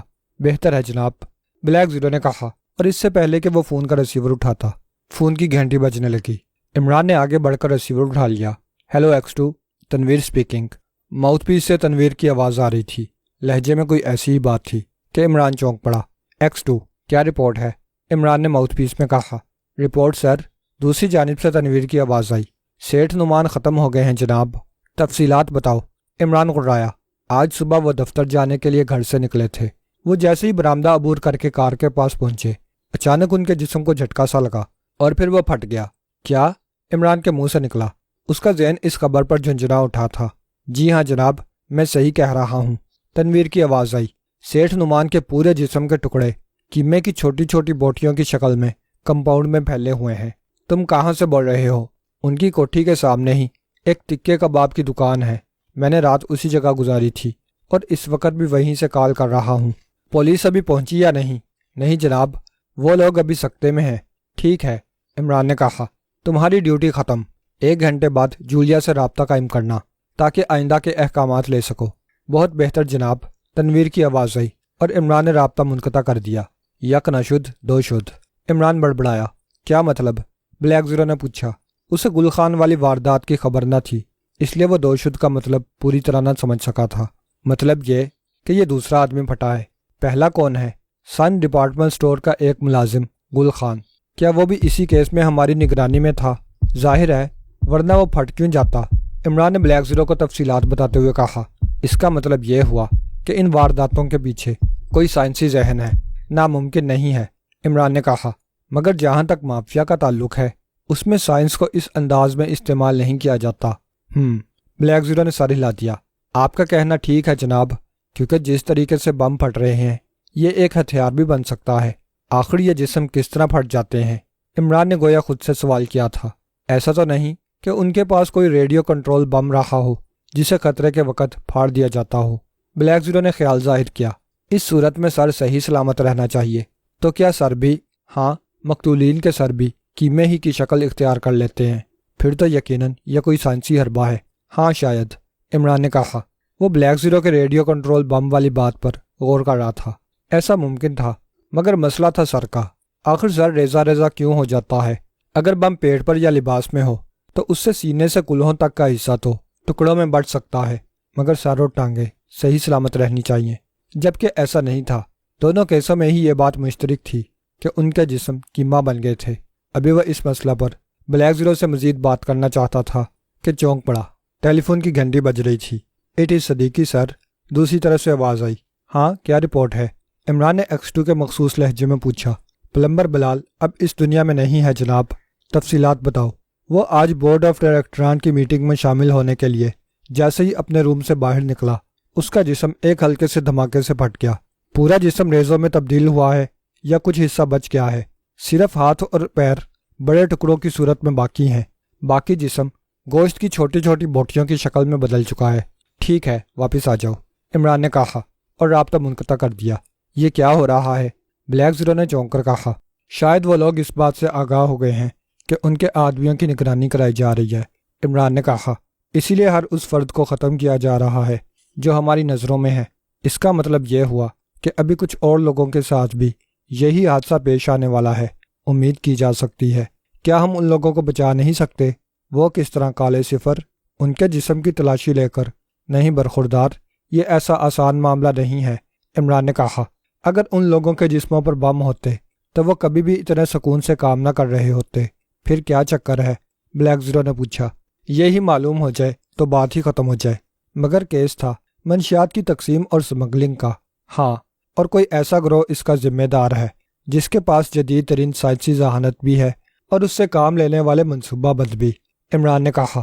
اب تو خاور کے علاوہ صدیقی بھی خالی ہے اور تنویر بھی، کہیے تو تینوں میں سے کسی دو کو دونوں فرموں کی نگرانی پر لگا دوں؟ ہاں لگا دو، عمران نے کہا۔ اتنے میں لباس تبدیل کر لیتا ہوں، اور ہاں ایک کو سن ڈپارٹمنٹل سٹور کے کاسمیٹکس کے 6 نمبر سٹال کی نگرانی پر لگا دو۔ میں چاہتا ہوں کہ گل خان کی جگہ جو بھی لے وہ نگاہوں میں آ جائے۔ بہتر جناب، بلیک زیرو نے کہا اور فون کا ریسیور اٹھا لیا۔ کیپٹن فیاض کے منہ میں سگریٹ تھی اور وہ اس ادیڑ عمر آدمی کو گھور رہا تھا جو اس کے سامنے ایک کرسی پر بیٹھا ہوا امید و بیم کی حالت میں فیاض کو دیکھ رہا تھا۔ کیبرے کلب سے فیاض سیدھا سن ڈپارٹمنٹل سٹور پہنچا تھا اور وہاں پہنچ کر اسے ایک لاش کا سامنا کرنا پڑا تھا۔ لاش پارکنگ سائٹ کے چوکی دار کی تھی۔ تحقیقات اور پوچھ گچھ پر یہ بات سامنے آئی تھی کہ گزشتہ رات ڈپارٹمنٹل سٹور کے کاسمیٹکس کے 6 نمبر سٹال کے تالے توڑے گئے تھے، لیکن وہاں سے کوئی چیز نہیں چرائی جا سکی۔ سٹور میں داخلے کے لیے پارکنگ سائٹ کا دروازہ اور لفٹ استعمال کی گئی تھی، اور شاید چوکی دار کی آنکھ کھل جانے کی وجہ سے وہ لوگ سٹور میں چوری کیے بغیر چوکی دار کو قتل کر کے بھاگ نکلے تھے۔ اس کی گواہی گزشتہ رات وہاں گشت کرنے والے سپاہیوں نے بھی دی تھی۔ پھر پیٹرولنگ سکواڈ کی گاڑیوں سے اتنا ہی پتہ چل سکا کہ وہ کار ایک جگہ دھماکے سے پھٹ گئی تھی، اور جب وہ جلتی ہوئی کار تک پہنچے تو اس کے جلتے ہوئے ڈھانچے میں کوئی ذی روح موجود نہ تھا۔ اسے ڈرائیو کرنے والا یا والے غائب ہو چکے تھے۔ ہو سکتا تھا فیاض چوروں والے نظریے پر یقین کر کے کیس مقامی تھانے ہی کے پاس رہنے دیتا، مگر جب وہ وہاں سے چلنے لگا تو سٹال نمبر 6 کے کیشیئر نے اسے درخواست کی کہ وہ اس سے تھانے لے چلے۔ وہاں وہ اس واردات کے بارے میں بہت کچھ بتا سکتا ہے، اور فیاض اسے وہاں سے پوچھ گچھ کا کہہ کر لے آیا تھا۔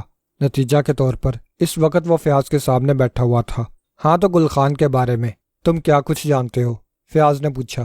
یہی جناب کہ وہ بہت نیک اور شریف آدمی تھا جسے وقت نے عیاش اور مجرم بنا کر موت کی آغوش میں دھکیل دیا۔ کیا کہنا چاہتے ہو؟ ہم دونوں کی کہانی ایک ہی ہے جناب، کیشیئر نے کہا۔ تو کوئی کہانی بھی ہے؟ فیاض طنزیہ انداز میں بولا۔ جی ہاں، ایک آصیب کی کہانی جو ہماری زندگیوں سے چمٹ گیا ہے۔ کیا تم اپنے آپ کو پاگل ظاہر کرنا چاہتے ہو؟ جی نہیں، کیشیئر نے کہا۔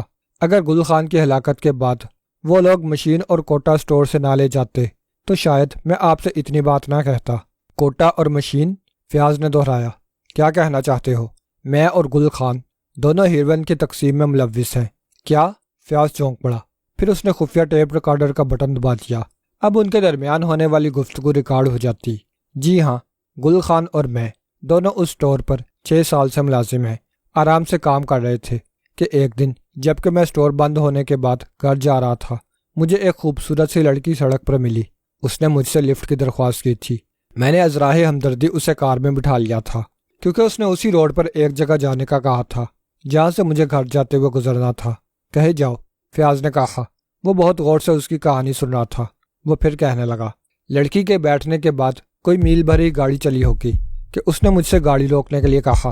پھر جب میں نے گاڑی روک کر اس کی طرف دیکھا تو میری چیخ نکل گئی کیونکہ جو حسین ترین لڑکی میری گاڑی میں سوار ہوئی تھی اس کا چہرہ اب بدل چکا تھا، اور اس کے بھیانک اور سیاہ چہرے پر بڑی بڑی آنکھیں انگاروں کی طرح دہک رہی تھیں۔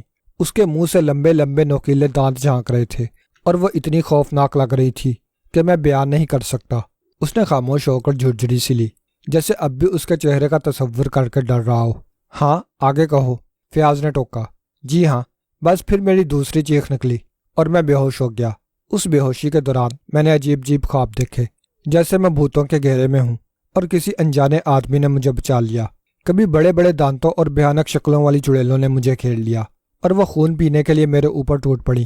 کبھی میں نے خود کو خون کے سمندر میں ڈوبے دیکھا، میرے ہاتھ میں خون آلود خنجر اور فرش پر 2 لاشیں ہوتی۔ کبھی ایسا محسوس ہوا جیسے میرے گرد سفید لباس والے موجود ہوں۔ بس انہی خوابوں کے دوران آخری خواب جو دیکھا وہ یہ تھا کہ ایک بہت ہی بھیانک چہرے اور سیاہ فام جسم والا آدمی مجھ سے کہہ رہا تھا کہ اب میں اس کا غلام ہوں، جب بھی مجھے اس کی پراسرار اور لاہوتی آواز سنائی دے، اور جو کام بھی کہے وہ کرنا ہوگا، ورنہ وہ مجھے مار ڈالیں گے۔ بس جناب کیپٹن صاحب، اس کے بعد میری آنکھ کھل گئی۔ جب ہوش میں آیا تو اسی جگہ کار میں موجود تھا جہاں میں نے گاڑی روکی تھی، مگر وہ بھیانک یا حسین چہرے والی موجود نہ تھی۔ پھر اس کے بعد تم نے کب سے منشیات فروشی شروع کی؟ اس واقعے کے 4 دن بعد مجھ سے کہا گیا کہ ایک آدمی ایک مشین اور ہیروئن کی تھیلیاں لا رہا ہے۔ وہ مشین مجھے سٹور میں خفیہ جگہ رکھنی ہوگی، اور جو طریقہ کار وہ بتلائیں گے اس کے مطابق ہیروئن کی تھیلیاں مجھے مطلوبہ آدمیوں میں تقسیم کرنی ہوں گی اور اس کام میں ایک آدمی میرا مددگار ہوگا، اور وہ مددگار گل خان تھا۔ جی ہاں۔ تم کو مشین لانے کی اطلاع کس طرح ملی؟ فیاض نے پوچھا۔ کیا فون پر؟ جی نہیں، بس اچانک ایسا لگا جیسے کوئی کان کے پاس سرگوشی کر رہا ہو۔ بے وقوف بنانا چاہتے ہو؟ فیاض گڑرایا۔ جی نہیں، بے وقوف بنانے والی بات ہوتی تو میں آپ کے ساتھ خود نہ آتا۔ آگے کہو، مشین آج سے کتنے دن قبل ملی تھی؟ کوئی 2 ماہ قبل۔ اس کے ساتھ ہی ہیروئن کا ذخیرہ بھی تھا اور تم اسے تقسیم کرتے رہے ہو۔ مجبوری تھی جناب۔ اس دوران جب بھی انکار کیا ہمیں ایسا محسوس ہوا جیسے بہت سارے بھوت یا چڑیلیں ہمارے گرد ہوں۔ کئی راتیں، ایک لمحے کے لیے بھی ہم نہیں سو سکے۔ وہ کیوں؟ بس کانوں کے پاس بھوت اور چڑیلیں چیختے محسوس ہوئے تھے۔ کبھی جنگلی درندوں کی گڑراہٹیں ابھرتیں، بس یہی محسوس ہوتا جیسے کسی درندے نے گڑرا کر ہم پر حملہ کیا ہو۔ ایسے ہی ایک موقع پر دہشت کی وجہ سے میرا ہاتھ بہک گیا تھا اور گاڑی دوسری گاڑی سے جا ٹکرائی تھی۔ گویا تمہارے ذہن میں بھوتوں اور چڑیلوں کا تصور بن گیا تھا۔ تصور نہیں جناب، کیشیئر نے کہا۔ در حقیقت وہ کوئی آسیب ہی ہے، اور اگر ہم اس کا کہا نہیں مانتے تو یہی آوازیں دن بھر ستاتی رہتی ہیں اور رات کے وقت وہ مجسم ہو کر سامنے آ جاتے ہیں۔ بس، یا اور کچھ کہنا چاہتے ہو؟ فیاض نے کہا۔ اس کے لہجے میں بے یقینی تھی۔ او لیجئے، وہ اب پھر مجھ سے مخاطب ہے۔ کیشیئر چیخ پڑا۔ کون؟ وہی آسیب؟ جی ہاں، وہ کہہ رہا ہے میری زندگی کے دن ختم ہو چکے ہیں۔ بکواس مت کرو، فیاض بے یقینی سے گڑرایا۔ سچی بات اگل دو۔ جو میں نے کہا وہی سچ ہے، کیشیئر نے مضطرب لہجے میں کہا۔ میرے خدا، وہ کہہ رہا ہے کہ میں 2 منٹ گزرتے ہی ختم ہو جاؤں گا، یعنی تمہاری زندگی صرف 2 منٹ کی باقی رہ گئی ہے، فیاض نے کہا۔ اس کے لہجے میں بے یقینی تھی اور انداز موسیقی اڑانے کا سا تھا۔ جی ہاں، وہ ہکلایا، اور اب وہ بے حد خوفزدہ لگ رہا تھا۔ میں گھڑی دیکھ رہا ہوں، فیاض نے موسیقی اڑانے والے انداز میں کہا۔ 2 منٹ بعد اس آسیب کی جگہ میرے مقرر کردہ جلاد تم پر سوار ہو جائیں گے۔ مجھے بچا لو کیپٹن صاحب، میں مرنا نہیں چاہتا، وہ چیخ مار کر بولا۔ وہ آسیب بتا رہا ہے کہ اب صرف آدھا منٹ رہ گیا ہے۔ میں گھڑی دیکھ رہا ہوں، فیاض نے رسٹ واچ پر نظر ڈالتے ہوئے کہا۔ خدا کے لیے مجھے بچا۔ کیشیئر کے منہ سے اتنا ہی نکل سکا۔ پھر ایسا ہی لگا جیسے اس کے جسم کو ایک جھٹکا سا لگا ہو۔ پھر دوسرے ہی لمحے وہاں ایک ہلکا سا دھماکہ ہوا اور کیشیئر کے جسم کے ٹکڑے اڑ گئے۔ گوشت، ہڈیوں اور خون کا ایک انبار سا فیاض کے جسم پر گرا تھا۔ وہ بوکھلا کر کھڑا ہو گیا۔ اس کی آنکھیں خون اور گوشت کے ٹکڑوں سے ڈھک گئی تھیں۔ اس نے جلدی سے آنکھیں صاف کیں۔ اس کا دل بڑی شدت سے دھڑک رہا تھا۔ پھر کمرے کے باہر سے لوگوں کے بولنے کی آوازیں ابھری اور چند لمحے بعد کئی آدمی اندر گھس آئے۔ ان میں رحمان صاحب سب سے آگے تھے۔ عمران بڑی دیر سے جیری کے کمار خانے میں بیٹھا ہوا تھا۔ یہ مہذب لوگوں کا جوا خانہ تھا اور باقاعدہ لائسنس کے تحت جوا کھیلا جاتا تھا۔ عمارت 2 منزلہ تھی۔ گراؤنڈ فلور پر کیفے اور ریستوران تھے اور دوسری منزل پر کمار خانہ تھا۔ کمار خانہ ایک بڑے ہال پر مشتمل تھا اور اس ہال میں جوا کھلانے والے تاش کے ماہروں کے علاوہ جوئے کی مشینیں بھی لگی ہوئی تھیں، جن پر بہت سے عورت اور مرد سکے ڈال ڈال کر قسمت آزما رہے تھے۔ ہال کے کونے پر ایک کمرہ بار کی حیثیت سے استعمال کیا جا رہا تھا۔ کمرے کے اندر کیا تھا یہ نظر نہیں آتا تھا، کیونکہ کمرے کے دروازے کے آگے بڑا سا کاؤنٹر بنا ہوا تھا اور اس کے پیچھے پارٹیشن کیا ہوا تھا۔ کاؤنٹر پر اس وقت ایک بار ٹینڈر موجود تھا اور وہی لوگوں کو ان کی طلب کردہ شراب نکال کر دے رہا تھا۔ عمران ایک میز پر بیٹھا کاؤنٹر ہی کی نگرانی کر رہا تھا۔ جیری کا کمار خانہ چوہان کی رپورٹ پر سامنے آیا تھا۔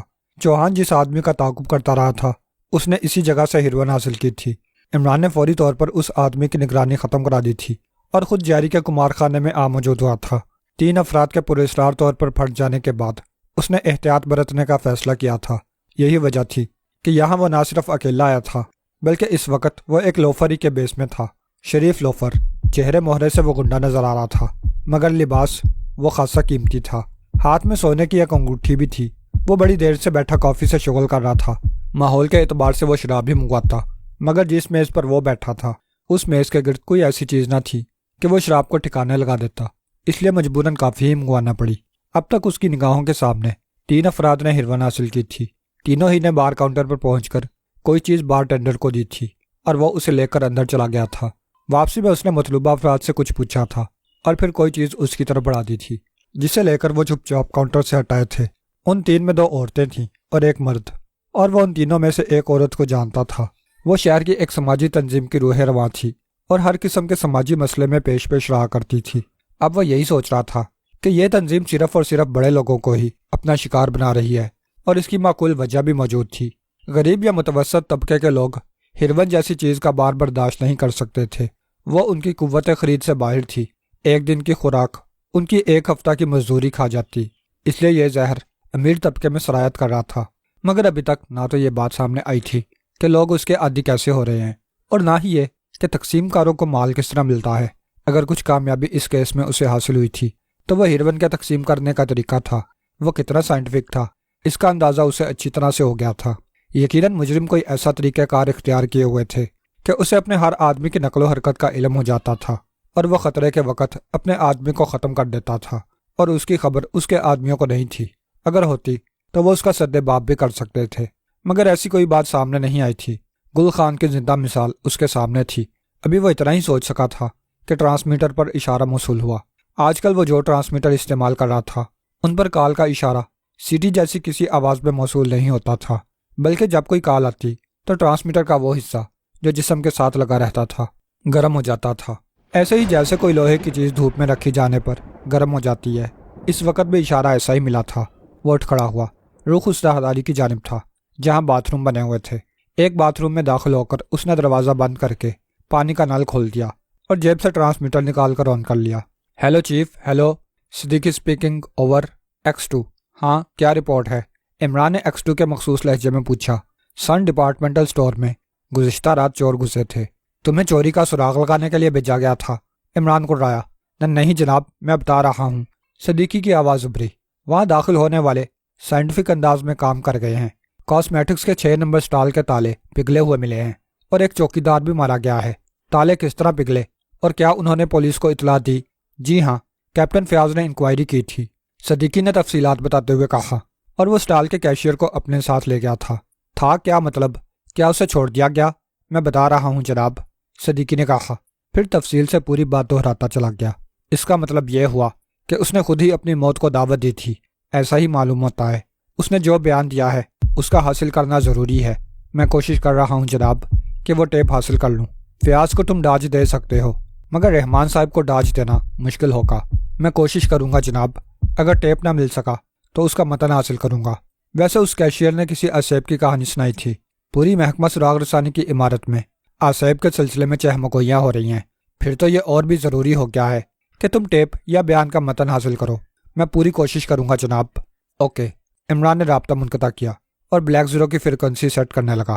بلیک زیرو سے رابطہ قائم ہونے میں 5 منٹ لگے تھے۔ دیکھو، عمران نے تمام واقعہ بتاتے ہوئے کہا، ہو سکتا ہے صدیقی ناکام رہے، اس لیے تم بھی کوشش شروع کر دو۔ اس کا بیان حاصل کرنا ضروری ہے۔ بہتر جناب، بلیک زیرو نے کہا، لیکن یہ سمجھ میں نہیں آتا کہ انسانی جسم پھٹ کس طرح سے جاتے ہیں جبکہ ان کے جسموں پر کوئی بم وغیرہ بھی نہیں ہوتا۔ یہ سائنسی چکر ہے۔ ہیروین کے سمگلر کچھ زیادہ ہی ذہین ہے۔ آپ کہاں ہیں؟ وہیں جہاں کی رپورٹ چوہان سے ملی ہے۔ ٹھیک ہے جناب، میں ابھی روانہ ہو رہا ہوں۔ ذرا ہوشیاری کی ضرورت ہے، عمران نے کہا۔ محکمہ سراغ رسانی کی عمارت میں اس وقت ہر اجنبی مشکوک نظروں سے دیکھا جائے گا۔ تمہارے پاس وہاں داخلے کا مضبوط جواز ہونا چاہیے۔ ٹھیک ہے جناب۔ بلیک زیرو کا جواب سن کر اس نے جولیا سے رابطہ قائم کیا۔ It is X2۔ Yes sir, Julia نے کہا۔ فی الحال کسی طرف سے کوئی رپورٹ نہیں ملی۔ ٹھیک ہے۔ عمران نے رابطہ منقطع کیا اور ٹرانسمیٹر آف کر کے جیب میں ڈالا، پانی سے ہاتھ بھگوئے اور باتھ روم سے نکل آیا۔ یہاں آس پاس کے 2-3 باتھ روم مصروف تھے۔ وہ ہاتھ پونچھتا ہوا ہال کی طرف بڑھنے لگا۔ او سر، آپ موجود ہیں؟ ویٹر نے عمران کو دیکھتے ہی کہا۔ تمہارا کیا مطلب تھا؟ عمران گڑرایا۔ کیا 150 کا بل چھوڑ کر بھاگ جاؤں گا؟ او نو سر، ویٹر نے مہذب لہجے میں کہا۔ یہاں اکثر ایسا ہو جاتا ہے۔ ہوتا ہوگا، عمران نے کہا۔ اب تم ڈنر لاؤ، کیا پسند کریں گے؟ بینگن کا بھرتا، اوجڑی کے کباب۔ یہ دونوں چیزیں ہمارے ہاں نہیں ملیں گی۔ پھر بھینس کے پائے ہی لے آؤ۔ بکری کے پائے ملیں گے جناب۔ ہشت، عمران نے کہا۔ ان میں ہڈی کے علاوہ اور کیا رکھا ہے؟ بھینس کے نہ صحیح، گائے کے ہی لے آؤ، مگر جلدی۔ سوری سر، گائے بھینس کے پائے نہیں ملیں گے۔ بیٹے لے آؤ، ڈبل پلیٹ۔ سر مذاق نہ فرمائیں، آرڈر دیں۔ ویٹر جھلا کر بولا۔ میرا تمہارا مذاق کا کیا رشتہ ہے؟ عمران اسے گھورتے ہوئے بولا۔ جی وہ، ویٹر ہکلا کر رہ گیا۔ جاؤ، جو مرضی لے آؤ، عمران نے لاپرواہی سے کہا، اور ویٹر اطمینان کی سانس لیتا ہوا کچن کی طرف چلا گیا، اور عمران کرسی پر اطمینان سے بیٹھنے کے بعد حال کا جائزہ لینے لگا۔ آہستہ آہستہ رش ہوتا جا رہا تھا۔ پھر کھانا آ جانے پر وہ اس کی طرف متوجہ ہو گیا۔ کھانے کے دوران بھی وہ یہی سوچ رہا تھا کہ مجرم پولیس کے ہاتھ لگنے والے اپنے ساتھیوں کو کس طرح سے ختم کر دیتا ہے۔ کیا ان کی ہر وقت نگرانی کی جاتی ہے؟ مگر یہ بات ممکن نظر نہیں آ رہی تھی۔ اگر ایسا ہوتا تو نگرانی کرنے والا اس کے آدمیوں کی نظروں میں ضرور آ جاتا۔ تو پھر وہ سوچتا رہا اور کھانا کھاتا رہا۔ کھانے سے نمٹ کر اس نے کافی کے لیے کہا اور کاؤنٹر کی طرف دیکھا۔ بارٹینڈر ایک عورت کو کچھ دے رہا تھا جسے لے کر وہ واپس لوٹ گئی۔ عمران نے فیصلہ کیا کہ بار کاؤنٹر کے عقبی کمرے میں داخل ہو تاکہ یہ تو معلوم ہو سکے کہ وہ اندر جا کر کیا کرتا ہے۔ کافی پینے کے دوران اس نے بل کی ادائیگی بھی کر دی تھی۔ کافی ختم کر کے وہ اٹھ گیا اور جوا کھلانے والی مشینوں کی طرف بڑھ گیا۔ اس نے بار کاؤنٹر کے پیچھے والے کمرے میں داخل ہونے کا طریقہ سوچ لیا تھا۔ کاؤنٹر کے دو رخ تھے اور دونوں ہی سمتوں سے اندر جانے کا راستہ تھا۔ وہ آہستہ آہستہ اسی طرف بڑھنے لگا۔ ساتھ ہی وہ چاروں طرف کا جائزہ بھی لیتا جا رہا تھا کہ کوئی اس کی طرف متوجہ تو نہیں ہے۔ جلد ہی وہ کاؤنٹر کے قریب پہنچ گیا۔ بارٹینڈر اس وقت دوسری طرف متوجہ تھا۔ وہ بجلی کی سی تیزی سے اندر گھسا اور پارٹیشن کے عقب میں چلا گیا۔ ایک ہی نظر میں اس نے کمرے کا جائزہ لے لیا تھا۔ یہاں شراب کے ڈرم سٹولوں پر رکھے ہوئے تھے اور بڑی بڑی ریکوں کے اندر شراب کی بوتلیں قطار سے لگی ہوئی تھیں۔ ایسی دو ریکوں کے درمیان اس نے دیوار سے ملی ہوئی ایک کمپیوٹر نما مشین رکھی دیکھی تھی۔ اس مشین کے برابر ہی دیوار میں فولادی سیف نظر آ رہا تھا۔ عمران نے جائزہ لینے کے بعد اپنے چھپنے کے لیے ایسی دو ریکوں کی درمیانی جگہ منتخب کی تھی جہاں سے بوقت ضرورت وہ دوسری ریکوں کے پیچھے جا کر بارٹینڈر کی نگاہوں سے چھپا رہ سکے اور اس کمپیوٹر نما مشین پر بھی نظر رکھ سکے۔ وہ مشین اسے کھٹک رہی تھی۔ اسے وہاں چھپے تقریباً 15 منٹ ہو چکے تھے۔ اس دوران بارٹینڈر کئی مرتبہ اندر آیا تھا اور شراب لے کر واپس چلا گیا تھا۔ پھر شاید وہ 18واں منٹ تھا جب عمران کو چوکنا ہونا پڑا۔ بارٹینڈر اسی کمپیوٹر نما مشین کے سامنے جا کر رکا تھا۔ اس نے ایک سوئچ آن کیا اور ایک سفید رنگ کا چھوٹا سا کارڈ جس پر 218 نمبر لکھا ہوا تھا مشین کے ایک خانے میں رکھ کر پیلا بٹن دبا دیا اور ساتھ ہی عمران کے چہرے پر گمبھیر سنجیدگی چھاتی چلی گئی۔ سکرین پر بڑے سیاہ حروف میں ایک تحریر ابھر آئی تھی۔ اس کے ساتھ ہی سکرین پر index 218 Parveen Shakir iron merchant تحریر تھا۔ بارٹینڈر نے مطمئن انداز میں سر ہلایا۔ پھر دوسرا بٹن دبا کر اس نے کارڈ خانے سے نکالا اور سیف کے نمبر ملانے لگا۔ جب اس نے سیف کا دروازہ کھولا تو اس کے نمبر عمران کے ذہن میں محفوظ ہو چکے تھے۔ بارٹینڈر نے سیف میں رکھی ہوئی پلاسٹک کی تھیلیوں میں سے ایک تھیلی نکال لی اور سیف بند کر کے نمبر گھما دیے۔ عمران اس وقت تک اپنی جگہ رکا رہا تھا جب تک بارٹینڈر باہر نہ نکل گیا۔ پھر وہ ریک کے پیچھے سے نکل کر سیف کی طرف بڑھا، نمبر ملائے اور سیف کھول لیا۔ چند لمحے اندر کا جائزہ لیتا رہا۔ اندر سوائے تھیلیوں کے اور کچھ نہ تھا۔ اس نے ایک تھیلی نکال کر جیب میں ڈال لی، پھر سیف بند کر کے مڑا ہی تھا کہ چونک گیا۔ بارٹینڈر دوبارہ اندر داخل ہو رہا تھا۔ عمران نے دونوں طرف دیکھا۔ یہاں ایسا راستہ نہ تھا کہ وہ بارٹینڈر کی نگاہوں میں آئے بغیر ہی دوسری طرف نکل جاتا۔ ابھی وہ کچھ سوچ بھی نہ پایا تھا کہ بارٹینڈر سامنے آ گیا۔ جیسے ہی عمران پر نگاہ پڑی اس کے منہ سے تحیر آمیز آواز نکلی، پھر اس کا ہاتھ بڑی تیزی سے جیب کی طرف لپکا تھا۔ دوسرے ہی لمحے ریوالور کی نال عمران کے سینے کی طرف اٹھی ہوئی تھی۔ فاصلہ اتنا تھا کہ وہ اس پر حملہ نہ کر سکتا تھا۔ تنویر بڑی دیر سے فرہاد اینڈ کو کے جنرل مینیجر خدام کا تعاقب کر رہا تھا۔ آج ہی اسے اس کی نگرانی پر مقرر کیا گیا تھا۔ اب تک وہ کوئی ایسی بات معلوم نہ کر سکا تھا جس کو بنیاد بنا کر وہ X2 کو رپورٹ دے سکتا۔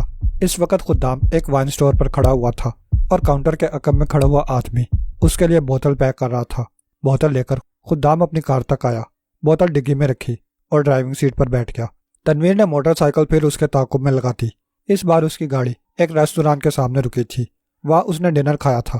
تنویر نے اس موقع کو غنیمت سمجھتے ہوئے خود بھی ڈنر کیا تھا۔ صبح سے بھاگ دوڑ کرتے کرتے وہ تھک گیا تھا۔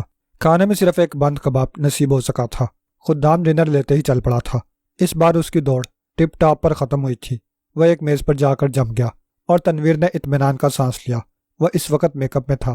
خدام نے کافی کا آرڈر دیا تھا اور اب چاروں جانب اس انداز میں دیکھ رہا تھا جیسے کسی کی تلاش میں ہو۔ جلد ہی وہ اپنے مقصد میں کامیاب ہو گیا۔ اس کی نگاہیں ایک لڑکی پر جمی ہوئی تھیں۔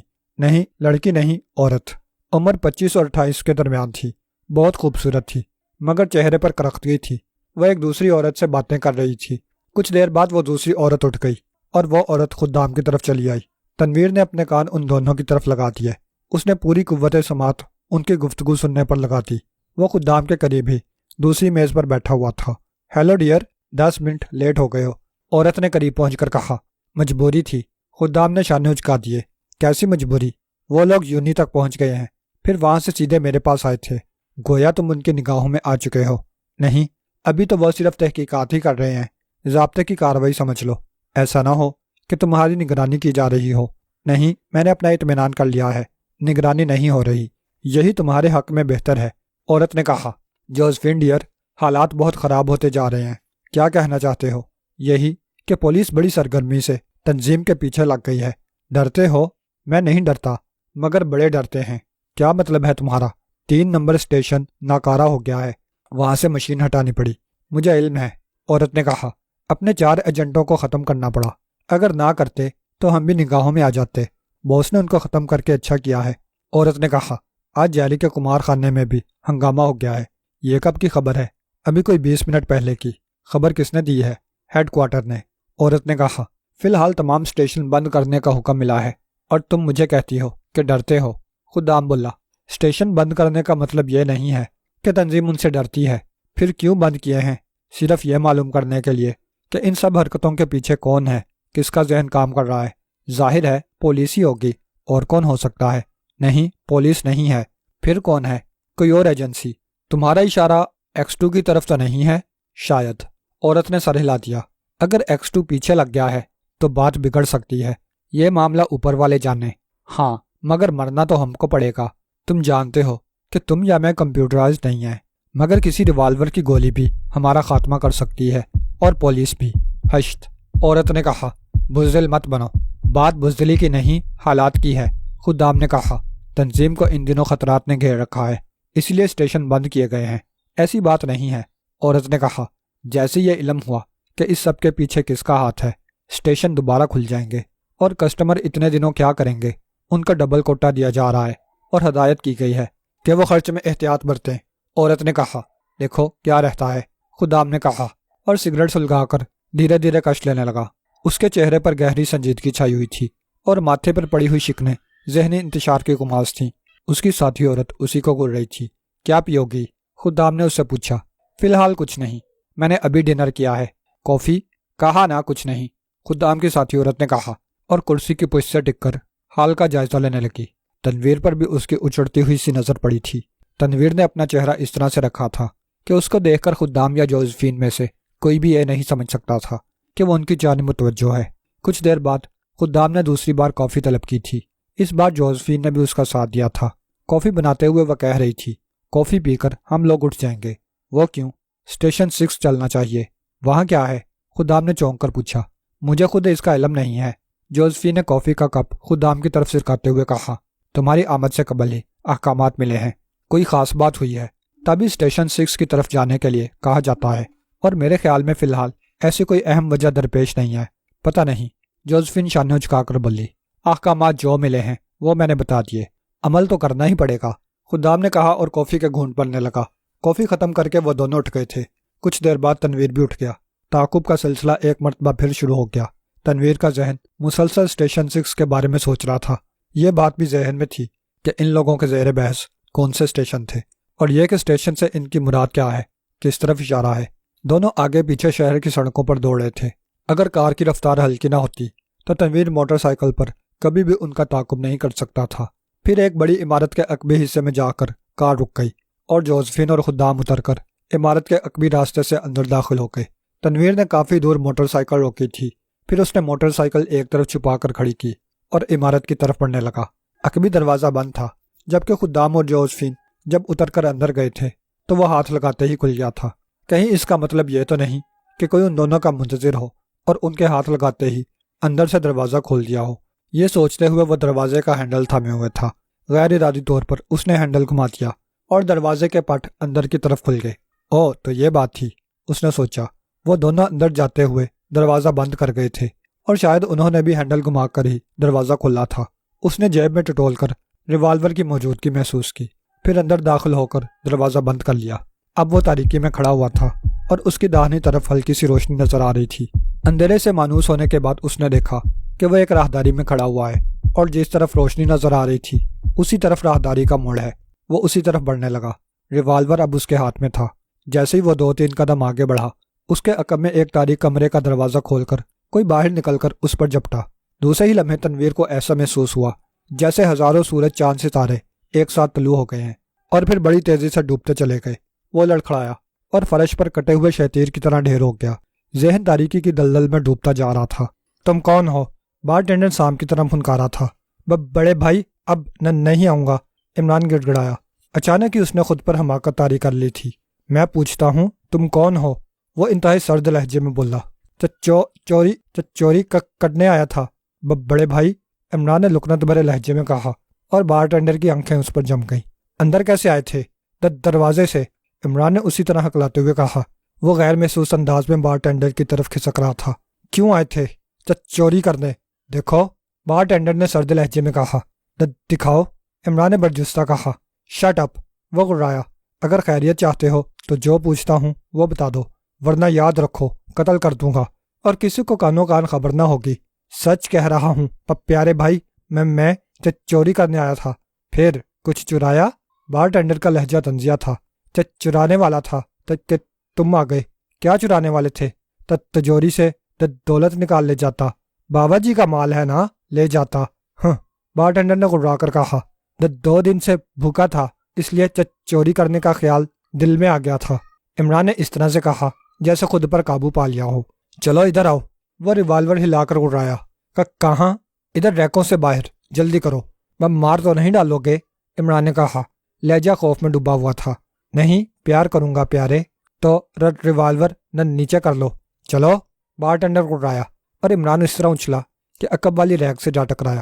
کئی بوتلیں نیچے گر کر ٹوٹی تھیں، ایک عمران کے سر پر بھی لگی، اور وہ اس طرح سے چکرانے لگا جیسے بڑے زور کی چوٹ لگی ہو۔ حالانکہ سر پر گرنے والی بوتل 4 انچ سے زیادہ بلندی سے نہیں گری تھی، اس وقت بارٹینڈر سے کافی نزدیک تھا۔ وہ چکراتا، لڑکھڑاتا اور ڈگمگاتا ہوا ایک طرف ہٹا، چند قدم بارٹینڈر کی طرف بڑھا، پھر اس طرح لڑکھڑا کر گرا جیسے بس اب بے ہوش ہوا چاہتا ہو۔ اضطراری طور پر بارٹینڈر چند قدم آگے بڑھا تاکہ اسے سنبھال سکے، بس اتنا موقع کافی تھا۔ عمران کا ایک ہاتھ بارٹینڈر کے ریوالور والے ہاتھ پر پڑا، اور دوسرے ہاتھ نے اس کا جبڑا سے ہلا دیا۔ نتیجے کے طور پر بارٹینڈر لڑکھڑاتا ہوا سامنے والی ریکوں کی قطار سے ٹکرا گیا۔ بوتلیں کھنکھنا کر فرش پر گر کر ٹوٹنے لگیں۔ ابھی وہ سنبھل بھی نہیں پایا تھا کہ عمران کا جبڑا توڑ مکا اس کے بائیں چبڑے سے ٹکرایا۔ ہڈی ٹوٹنے کی آواز شاید عمران نے بھی سنی ہوگی۔ بارٹینڈر کے منہ سے بڑی تیز چیخ نکلی تھی، پھر وہ لہرایا اور دھم سے نیچے ٹوٹی ہوئی بوتلوں پر گر پڑا۔ عمران اس پر جھکا ہی تھا کہ اسے بجلی کسی تیزی سے ایک طرف ہٹنا پڑا۔ ہٹتے ہٹتے بھی بارٹینڈر کی آدھی ٹوٹی پھینکی ہوئی بوتل اس کے اس ہاتھ پر لگی جس میں اس نے بارٹینڈر کا چھینا ہوا ریوالور پکڑا ہوا تھا۔ ریوالور اس کے ہاتھ سے نکل گیا، ساتھ ہی اس کی انگلیوں نے خون کی چپچپاہٹ بھی محسوس کی تھی۔ ٹوٹی ہوئی بوتل کے شیشے اس کی انگلی کاٹ گئے تھے۔ شکر تھا کہ زخم کاری نہیں تھا۔ وہ بارٹینڈر کی طرف مڑا جو اس دوران اسے دھوکہ دینے کے بعد اٹھ کھڑا ہوا تھا۔ خود اس کے جسم کے کئی حصوں سے خون بہہ رہا تھا۔ تم بچ نہیں سکو گے، بارٹینڈر نے ہونٹوں سے خون صاف کرتے ہوئے کہا۔ بچ کر جاؤں گا بھی کہاں پیارے، عمران نے کہا۔ سوچ رہا ہوں کہ تم لوگ بہت زیادہ کماتے ہو، لہٰذا میں اس میں اپنا حصہ بھی لگا لوں۔ تمہاری لاش کا بھی پتہ نہیں چلے گا، یہ جیری کا کمار خانہ ہے، سمجھے؟ بارٹینڈر نے کہا۔ وہ اس انداز میں عمران کو گھور رہا تھا جیسے موقع کی طاق میں ہو۔ پھر اس نے عمران پر چھلانگ لگا دی تھی۔ عمران ایک طرف ہٹ گیا اور وہ سامنے والی ریکوں میں سے ایک کے سرے سے ٹکرایا۔ ٹھیک اسی لمحے اسے اپنے پیچھے کوئی آہٹ سنائی دی تھی۔ پھر اس سے قبل کہ وہ مڑ سکتا، سر پر قیامت ٹوٹ پڑی اور وہ کٹے ہوئے شتیر کی طرح فرش پر گر پڑا۔